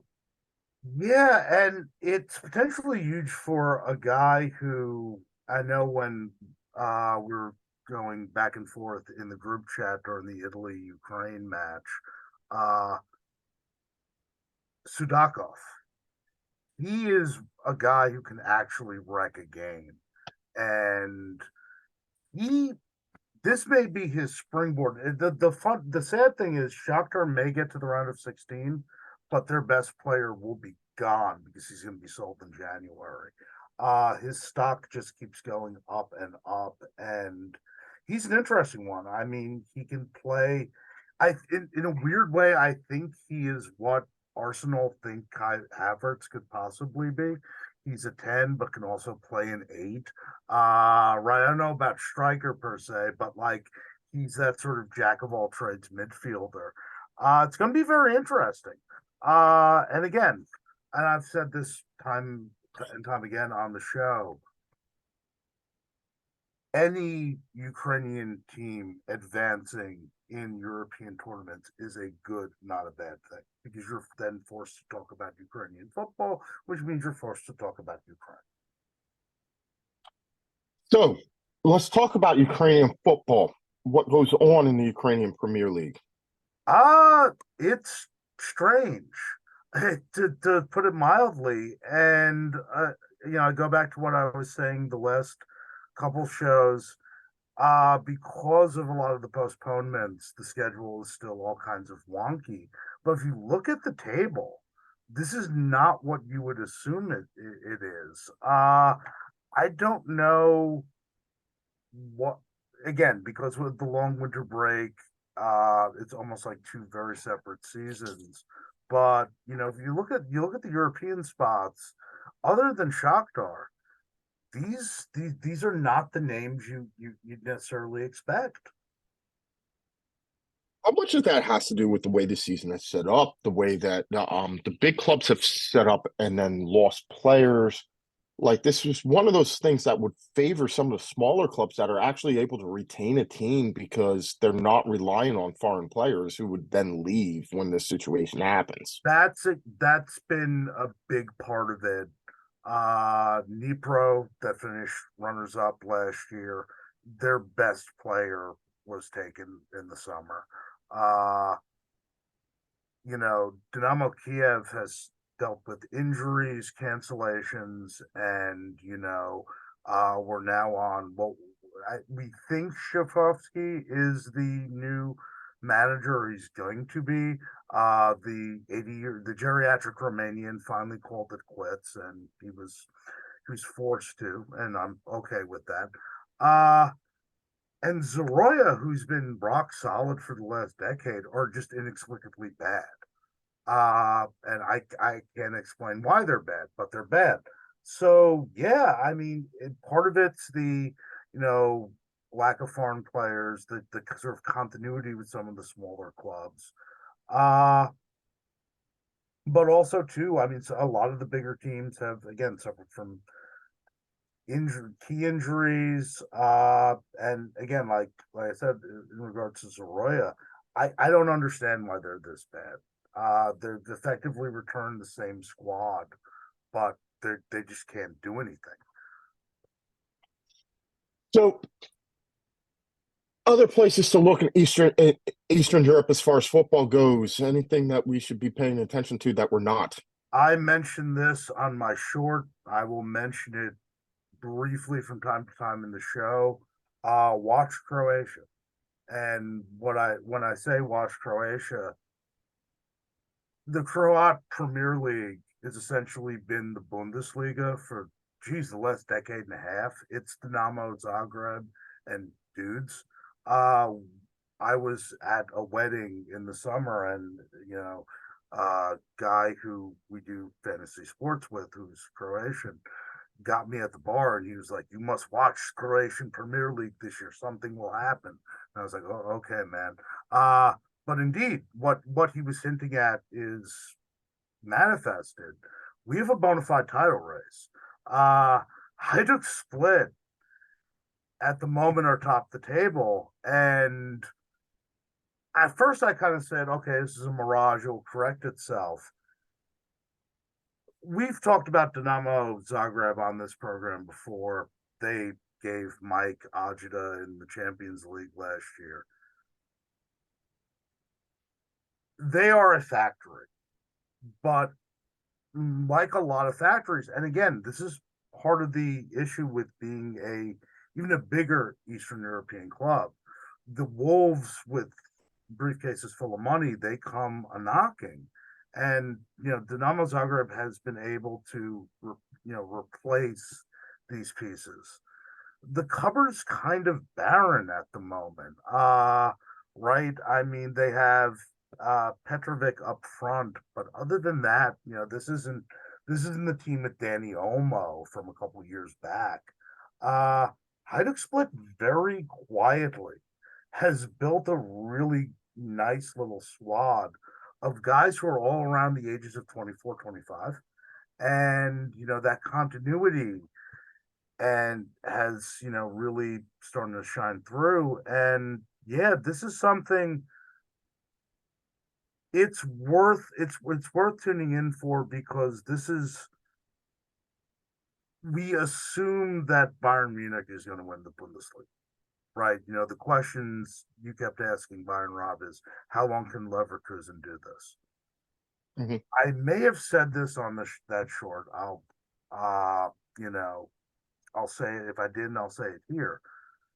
Hajduk Split has a better chance of dethroning this Dinamo Zagreb monopoly than the field does in the Bundesliga. So it is worth watching, and some of these players on Split are going to be in the Croatian squad in the summer. Particularly a large center back by the name of Boban, but that's neither here nor there. We'll address that at another time. About 5 years ago, I found myself into Brovnik.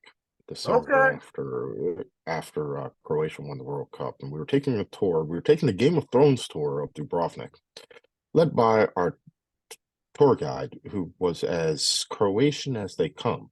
His name was Darko. Mm-hmm. Darko had the perfect sense of humor. He looked Croatian, and he had the very, very dry Croatian sense of humor. You could not tell whether he was telling a joke or he was just speaking the truth. And 99% of the time, he was not actually telling a joke. He was just funny when he spoke the truth. And I congratulated him on making it to the finals of the World Cup. Oh, yes, it was a very, very good time. So if you started to follow soccer more over here, have you seen it? No, because I live in Dubrovnik and we suck. We play water polo here, not soccer. I assure you that within 4 years, nobody will pay attention anymore. I mean, look, water polo is their quote unquote national sport. The problem with the Croatian league, like almost all the leagues in ex-Yugoslavia, the big teams from the old Yugoslavian team league dominate, and the Mike's Puree, the low quote unquote lower league teams, they blow. And Well, I tried to ask him what go bankrupt every couple of years. I wanted to get a scarf or something for the local team in Dubrovnik, and he refused to tell me who they were because he did not believe that an American could possibly be interested in Croatian soccer because he didn't think it was relevant in any way, shape, or form. And there was no way that I could convince Darko that this was worthwhile. We know it. This is 4 years ago, so this is before there was a title race. So if Darko knew what was happening now, maybe his tune would be different. Maybe he would have suggested split because that's not too far, but No, there is a rivalry. that is the closest quote unquote big club.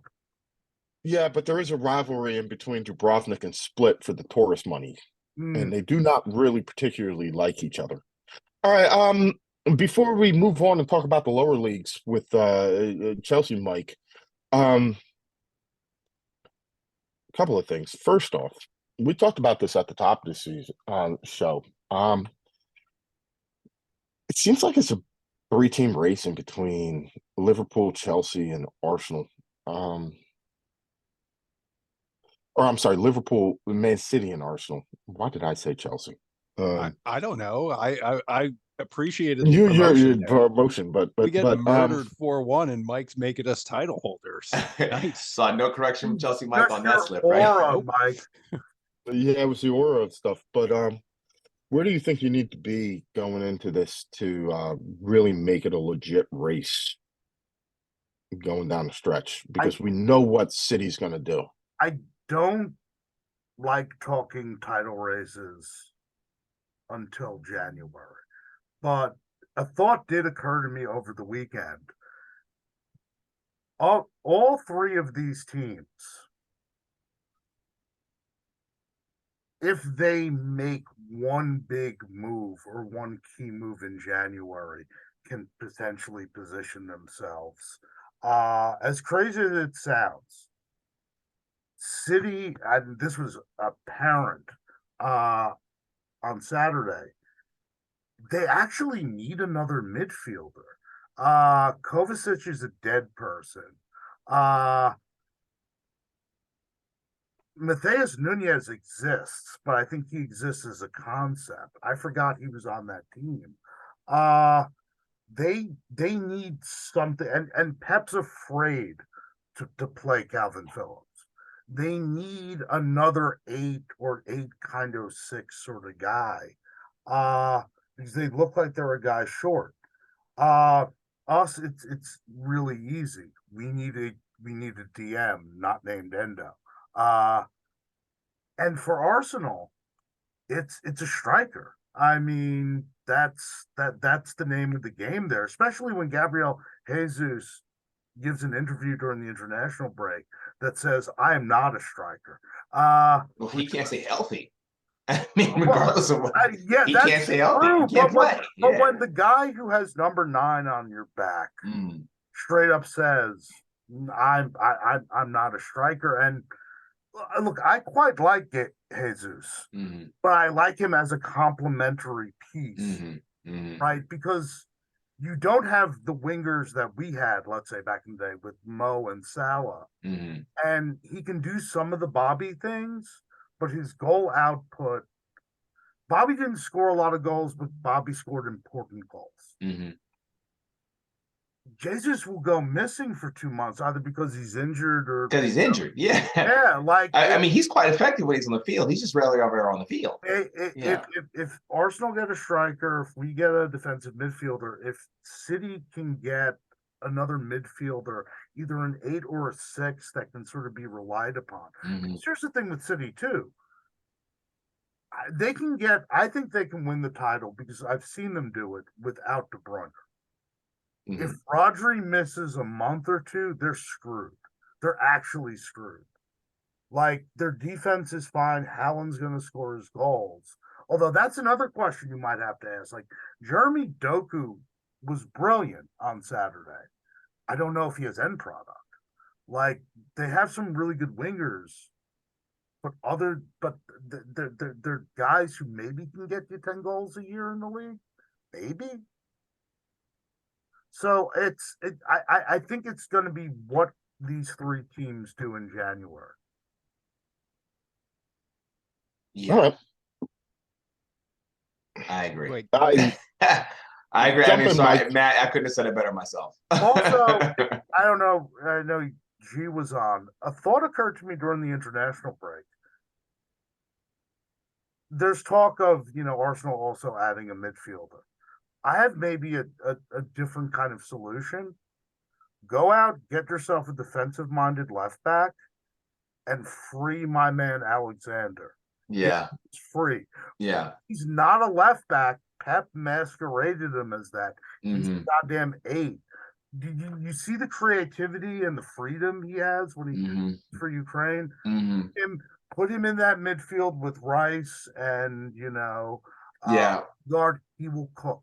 Yeah, if Kieran Tierney was able to actually remain on the squad, that would have been an option. But he's been quite brittle, and he's definitely eroded a bit. Hopefully, after his loan spell, he kind of gets his legs back under, because that is definitely an option. But I look, the striker question for Arsenal has been pretty glaring since Aubameyang got his contract. Not even after he left, like since he got that contract, because he's been basically non-existent since then. So that's a problem. That's definitely a problem. Dad, real quick, who would you want? Because I've heard even Tony, but like this is the problem when it comes to the striker game. This is the problem. Is it so rarely happens that you go get someone who's performing well in another squad and they come in and do equally as well in your squad. Chelsea, Mike, you have to understand and agree with me that, because you've seen it happen to your squad several times. We can go back to Torres. And so you go get that guy who's doing somewhere else, and he comes to your squad and just doesn't do it anymore. And that happens very, very, very often. What I wish would happen was if Arsenal had the ability to actually grow one and have one come through their ranks and actually able to build up in cup games and stuff like that and be placed there. I applaud what they're trying to do with Eddie Nketiah. I don't know. I think you're kind of seeing his ceiling, because he just doesn't have the skill. I think he's just not quite that good. He'd make a fantastic striker on a team that's probably going to finish mid-table, but to be the lead striker on a squad that's trying competing for the title, Nketiah is just not good enough, and I don't think he ever will be. And I'm not knocking him at all. I applaud him, but I'm just not sure he's at that level. And I'm not saying he can't get there. It just looks pretty bleak. And so as far as who would I go get, I have no idea. I have no idea, because the likelihood that someone's going to come in that respect, as you go buy him, you go spend £100 million, and you bring him in, and he's going to come in, and he's going to perform. There's 2-3 guys in the world that are capable of doing that, and they're going to cost you £200 million. So I don't know. I would love to see if Arsenal's wingers can do a bit more of what Sadio Mane and Mo Salah were able to do for Liverpool. I would like to see something like that. But how is that going to happen? I mean, yeah, Martinelli and Saka played great. Martinelli, though, he likes to fall over. He likes to get hurt because he falls over too much. He needs to stay on his feet. And Saka's getting played too much. he's logging too many minutes. So Also, But there are multiple teams here amongst all of us who all need strikers. Improving goal scorers are probably the most expensive thing. Like that's what I was just strikers. talking about. But Matt, finish your point. No, Finish your I point. heard you. No, but Matt, you're about to say something. Finish your point. this is a segue, but you bring up Marnelli jogged it, and this applies, by the way, for all of our teams. Don't schedule early Saturday matches after international break. And it really shows with all the Latin American guys. Yeah, Literally, it's a long flight. watching It's the a long Liverpool flight. City match and those other matches on Saturday, all the Latin American guys look like trash because Yeah. they were half asleep. Mhm. Matt, why is it that Liverpool seems to be the only side that has a problem playing in the 12:30, 7:30 games? Hey, Chelsea Mike, that's a great question. They love to schedule us there, though. They And do. They love I'm not scheduling saying you any kind of conspiracy theories, but it really is. Also, by the way, and I wish we had London Sean on. I had someone explain to me the rationale about how they schedule these matches and what's on British television and what isn't available. Yeah, the 10 a.m. matches here are not on British TV. And the rationale is antiquated, to say the least. Look, as the It's lower league, ridiculous. It's ridiculous, and it dates back to 1960. It's Yeah, ridiculous. I but want have to say, point this out. As the lower league commentator here, I actually like it because it gives you an excuse to go watch your lower league side, your local neighborhood, side your down the neighborhood table, team. Yeah. which all play. But at 3. nobody does that. Now, I'm going to point I this mean, out. lots of people go Manchester watch- United at one point in time went 2.5 seasons without playing a fixture that started at 10 o'clock on a Saturday or at 1500 UK time on a Saturday. 2.5 seasons of Sundays or 12:30 lunchtime or tea time kickoffs for 2.5 seasons, right? They did not play a 1500 UK time. And that was how the things were scheduled. So yeah, if your team is relevant and doing stuff, they're going to schedule you. It's like the curse of successful teams in the NFL. Your games are going to be on Monday night and Sunday night. We all know this, especially when they go through and they start adjusting things like they're about to do for the next tranche. Flex, yeah. Flex games, yeah. Yeah, all the flex games, and we're about to see that coming up for the next round of fixtures for the month of December and going into January. I do think though. I mean, I would just hate to be in England and to know that I'm not allowed to watch the biggest games of my country because they forced me to go watch a local team that I may very well support, but that's not how I may want to spend that particular afternoon. I just think that's absolutely ridiculous. I do. I mean, it's not 1965 anymore. Even over here, we have even if we have the antiquated rules with the NFL and blackouts and what networks are allowed to show double headers, things like that, and local broadcasting. Yes, but I can also go buy Sunday ticket and watch every game I want. That was the one that I was going to make the point about. You can go and buy a Sunday ticket and you can go and watch every game. You can buy a Sunday ticket. If you don't feel like going to buy a Sunday ticket, you can find a local establishment. A bar will have it on. There'll be a bar with the game on. Absolutely. That does not even exist. See, and that's in the where UK. There is no option. Although I was talking to a friend of mine because is it on the radio at least? Like, could you listen to a radio broadcast? I think you can get a radio feed through like the BBC of something. Okay. BBC's regional affiliates all have, like, worst comes to worst, if I can't watch like the Europa League match this Thursday. I can listen to, and it's great. The BBC Merseyside service. You can listen to the match for a very small fee through their website. Mhm. One of the commentators is my man, Polish Power Jerzy Dubček, who is smart as a rock, but he has that very Polish way of just speaking truths, which makes him sound like a dickhead, but he's not. He's just honest. Matt, But the other now thing that you is, now that you bring Good. up Thursday football, can I ask Matt the question? no, you can't, because I'm going to talk Come real on. quick. Let him ask. Let him What I ask. was Let him ask. what I was going to say though was back to what you were saying about the games not being on television and the bars and stuff like that. I wish you would tell me that the Bishops in Manchester, right outside of Old Trafford, is not going to have that 10 o'clock game against Bournemouth, one way or the other. Mhm. All right, now, Mike, you may ask your question. Good, because I've got a Thursday football question for you too. But Matt, honestly, Shakhtar Donetsk, good run. They're on a great run.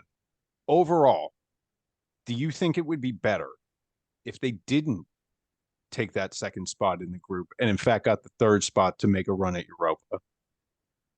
That's a tough one. Their road and how far they can go is definitely greater in the Europa League. I don't think there's a question about that. But the Champions League's been weird this year. And I don't know whether it's the fact that certain teams are in the Europa League or, what have you. Depending on what kind of draw they get, I wouldn't be shocked if they wound up in the quarterfinals. Now, that's the max they could possibly go in the Champions League. But there's going to be some team like Dortmund. I'm sorry, I don't think Dortmund's my trust levels for Dortmund aren't really that high. They could, depending on how that group weirdly enough shakes out. If Mbappe doesn't score, PSG is bad. No, it's actually they're not a good team. So it's weird. They definitely go further in Europa.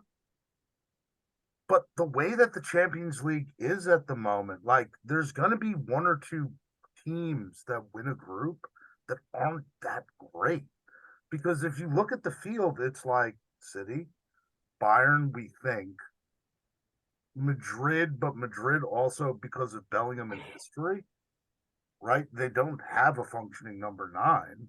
So it gets weird. Barcelona, do you trust Barcelona? I don't trust. Well, they can't play Barcelona. It's the same group, but that's a fair question, Mike. I honestly Financially, though, it's so much better for them to be. You will make more That's just the other- appearing in the round of 16 in the Champions League. You'll make more money just in the round of 16 in the Champions League than you would running to the finals of the Europa League. So, Mike, while exposure-wise, we might love to see Shakhtar in the finals of the Europa League for the exposure to make that run to do so. I think financially right now, they're like, yo, give us that Champions League money. If we make it to the quarterfinals, we're fine. But even if we go out in the round of 16, just give us that good Champions League knockout money for that one round, and we're good. You kind of hate to see them be embarrassed. I agree with Matt that they're probably going to get worse over the winter break, and rather see them playing against Rosengard or whoever than Real Madrid. So, but I guess to Mike's point too, you get the money for Sadakov, you get the money for the round of 16, and you reinvest that either in January or over the summer. I mean, there is no way around the fact that Shakhtar Donetsk is going to need a crap ton of money at some point in time to rebuild the infrastructure that they have lost over the course of having to play how many seasons outside of their home country. There's the obvious war stuff, but also too, and Shakhtar they've mastered this. Like if you want to if you're an Eastern European club and you want a model, look at them. Every successful Eastern European team, simply by design, unless like you're freaking, Zenit St. Petersburg and you have mafia money, you're sell to buy. You have to be sell to buy. So, and that's what Shakhtar does. It's like we polish them up, we sell them, we rinse and repeat. They're doing it with Ukrainians now, not Brazilians, but it's the same essential model. So, I mean, there's something to be said about that too. All right, And Mike. it's funny, the what's- sell to buy model is more successful than the mafia money model. Just saying. Mhm. But so, Mike, Mike, what's your I've got a question for you. Everyone knows the grandest English tradition is Manchester United playing on Thursday come the new year. Is that going to happen? And if it doesn't, is that the biggest embarrassment in English football this year? It could be, but it won't happen because they won't be. I assume that you're asking whether or not they'll qualify for the Europa League, which they will not. I am prepared to believe that these next two matches before the end of the year are the last two European matches that I'm going to see Manchester United play for about 18 months. Meaning they're not going to play in Europe in the new year, and they're not likely to qualify for Europe in 2024, 2025, right? So I have no expectations of seeing Manchester United play again in Europe after this December of 2023 until September, October. I have a question here though, because like, isn't it 5 Champions League spots now? So like, where does the Conference League cut off at? Like, can they? It doesn't cut off any lower.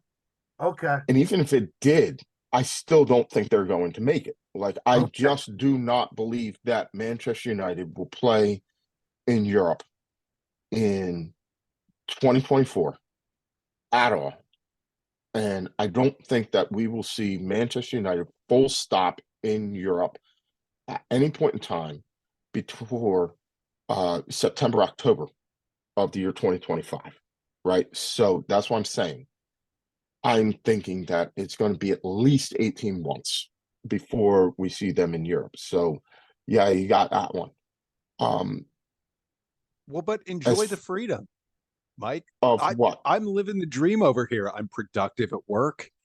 I go to the gym after. There's no midweek burdens for me to. There's no midweek burdens, but I mean, part of my problem is that a significant portion of my midweek wardrobe is based on being able to wear red and black to school when Manchester United plays.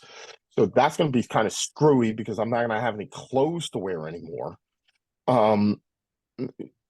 Although it is going to save me a lot of time and heartache in meetings because I won't be preoccupied with what they're doing. The fact of the matter is, this was as good as I have seen Manchester United play on Sunday. And I don't know how long, right? The Garnacho goal was a thing of beauty and likely to be goal of the season. And it is deserved of that. I can't tell you how many times I've seen somebody go up for a bicycle kick and it ends up in row Z. You're twice as likely to put it in the stands as you are to put it in the back of the net. He did that. They go into an absolute cauldron where everybody was favoring Everton to just beat the brakes off of them because they're not a consistent team and they're crap on the road. And even beyond being crap on the road, they've been crap at Goodison Park for a number of years. And they go in there and they actually win 3-0. And it's the first time that they've won by multiple goals in a Premier League match all season.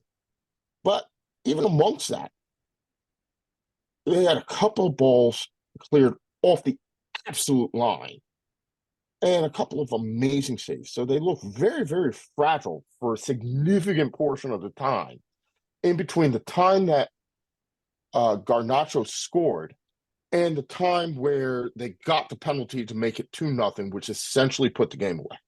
This is not, and it's a Frankenstein of a team, as you all well know, where you have guys that are bought by 4 different regimes to do 4 different things, all being asked to do one thing, and I'm not sure any of them actually know what that one thing is. The one thing I will say is that we keep hearing about this Jim Ratcliffe takeover, Sir Jim Ratcliffe taking over. I'm going to say, even not as a Manchester United fan, but as a journalist, I don't think that is as nailed on as the media is making it out to be. I don't think that the Glazers can come to a unified decision on a freaking toilet paper brand, let alone a decision to sell off 25% of their team. There's a significant portion of the Glazers, and they all have equal shares, that want to sell the team outright. And there's also a significant portion that wants to keep the team. And I don't think that they can really come to enough of an agreement to actually make this deal happen, because that offer has not changed since freaking September. And we're in December now. Nothing has changed about that, but they can't make up their minds over whether or not to take it. The fact that it has gone on as long as it has without any communication from them, and by that I mean it's not even any communication with the public, it's any communication with Jim Ratcliffe, leads me to believe that this is not as nailed on as they think they are. And everybody said that Richard Arnold resigned because he saw the writing on the wall for the takeover. What if he resigned because he's actually like, screw this, I'm not having this on my resume when they fuck up and can't make a decision about how to get out of their own way without tripping over their own proverbial dicks, and I can't do my job anymore, so fuck this, I'm out. And I think that's what he actually did, because now legitimately there is no one in charge of that club. The fact that when one of the most revered figures at that club, and Sir Bobby Charlton, passes away, and no one in the club hierarchy, no one in the ownership group, not only can they not show up at the game, they can't even release a statement from themselves to acknowledge the passing of Sir Bobby Charlton. They can't even release a statement from themselves to acknowledge the passing of Sir Alex Ferguson's wife. Like, if you're the ownership of this club, you should have some knowledge of what these people mean. And you're not even able to put in your own words condolences and grief. You leave it on Eric Ten Hag's desk to deal with, because you can't come up with thinking of telling someone in your communications department, hey, put together something for me to say that I can put out on social media. They didn't even do that. Like, how bush league can you possibly get? All right. Well, that's all I have to say. Good job. We won. We're going to get absolutely housed in Istanbul tomorrow. It's going to be a freaking bloodbath. Yeah, housed by Galatasaray. Old Trafford, and Galatasaray hasn't lost a game in Europe, in Istanbul, out of Turk in like 3 years. What makes you think that this sorry Manchester United team, without Casemiro and without Marcus Rashford, can go in and beat them? That's the end of the Champions League for us. He did again in 2005.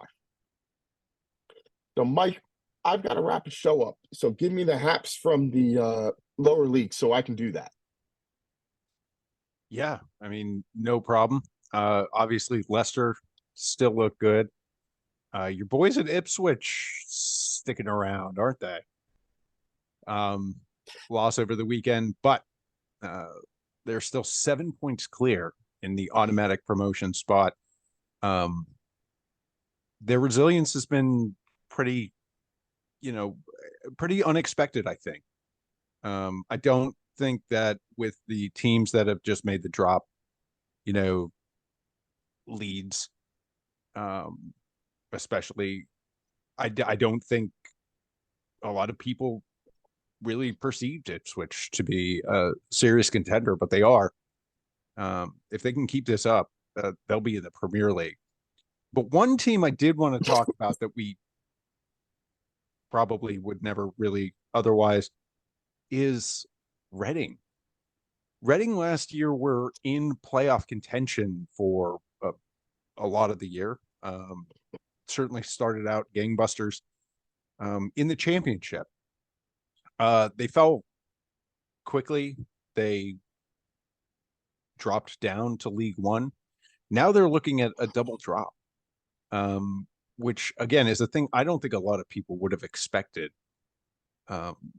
Reading are a proud side, and again, to have been so close to the Premiership where they have played, and now to be frightfully close to League Two in just a matter of 2 seasons is a little bit stunning. I've got to say, there's other teams down the bottom of that league, Fleetwood, Carlisle, Cheltenham, teams you don't expect to seriously contend for the Premiership anytime soon. There's teams above them, Port Vale, Burton Albion, Cambridge. These are teams, Exeter, that were, in League Two just very recently. So, Reading's fall stunning. And I've got to say, while we're on the topic of League One, Exeter City, we follow them here on the show religiously. Because London Sean's go ahead. Yeah, no, it was not long ago. I was asking London Sean, hey, your guys, they were in playoff spots. They were at the top of the league for a week or two at the beginning of the season. Exeter City now sit just 1 space above relegation back to League Two. But that's what's great about lower league football. I mean, the winds of change blow very quickly, and they are very often blissful, but they're very often very cold. And the road up is heroic. We have Wrexham sitting in 2nd place in League Two, primed to move up to League One and make that show forever. But at the same time, at the almost exact polar opposite, you've got Reading sitting there looking to replace them in League Two, and that's just ice cold. But Michael, if I could say one more thing, finish up the report. I want to preview this weekend what might be the match of the year in the Women's Super League, because of course I do the other leagues. This weekend, Chelsea, Arsenal, 7:30 on Sunday on Paramount Plus. You've got Chelsea 3 points clear at the top. Arsenal can't take the top of the league unless they win by like 9 goals or something, but they could certainly do a lot to dent Chelsea's title hopes. Chelsea have been running strong, running fast. Only drew with Man City in a game Man City fans will argue was stolen from them. I couldn't disagree more. Don't stall with the ball anymore. You're going to get a yellow card. But Chelsea, Arsenal, for the top of the table, for the leg up on the title, 7:30 Paramount Plus this Sunday morning, Eastern time. All right, so we're going to leave it there. Gentlemen, it's been a lot of fun. The post-holiday edition of the Too Many Guys Soccer Show, complete with bathrobes, ascots, and a band of renown. So for Coach G and Celtic Cam, Bayern Rob, Professor Matt, Chelsea Mike, and especially producer Stead, I'm Mike. This has been the Too Many Guys Soccer Show. We did all right this week. We'll try and do better next week.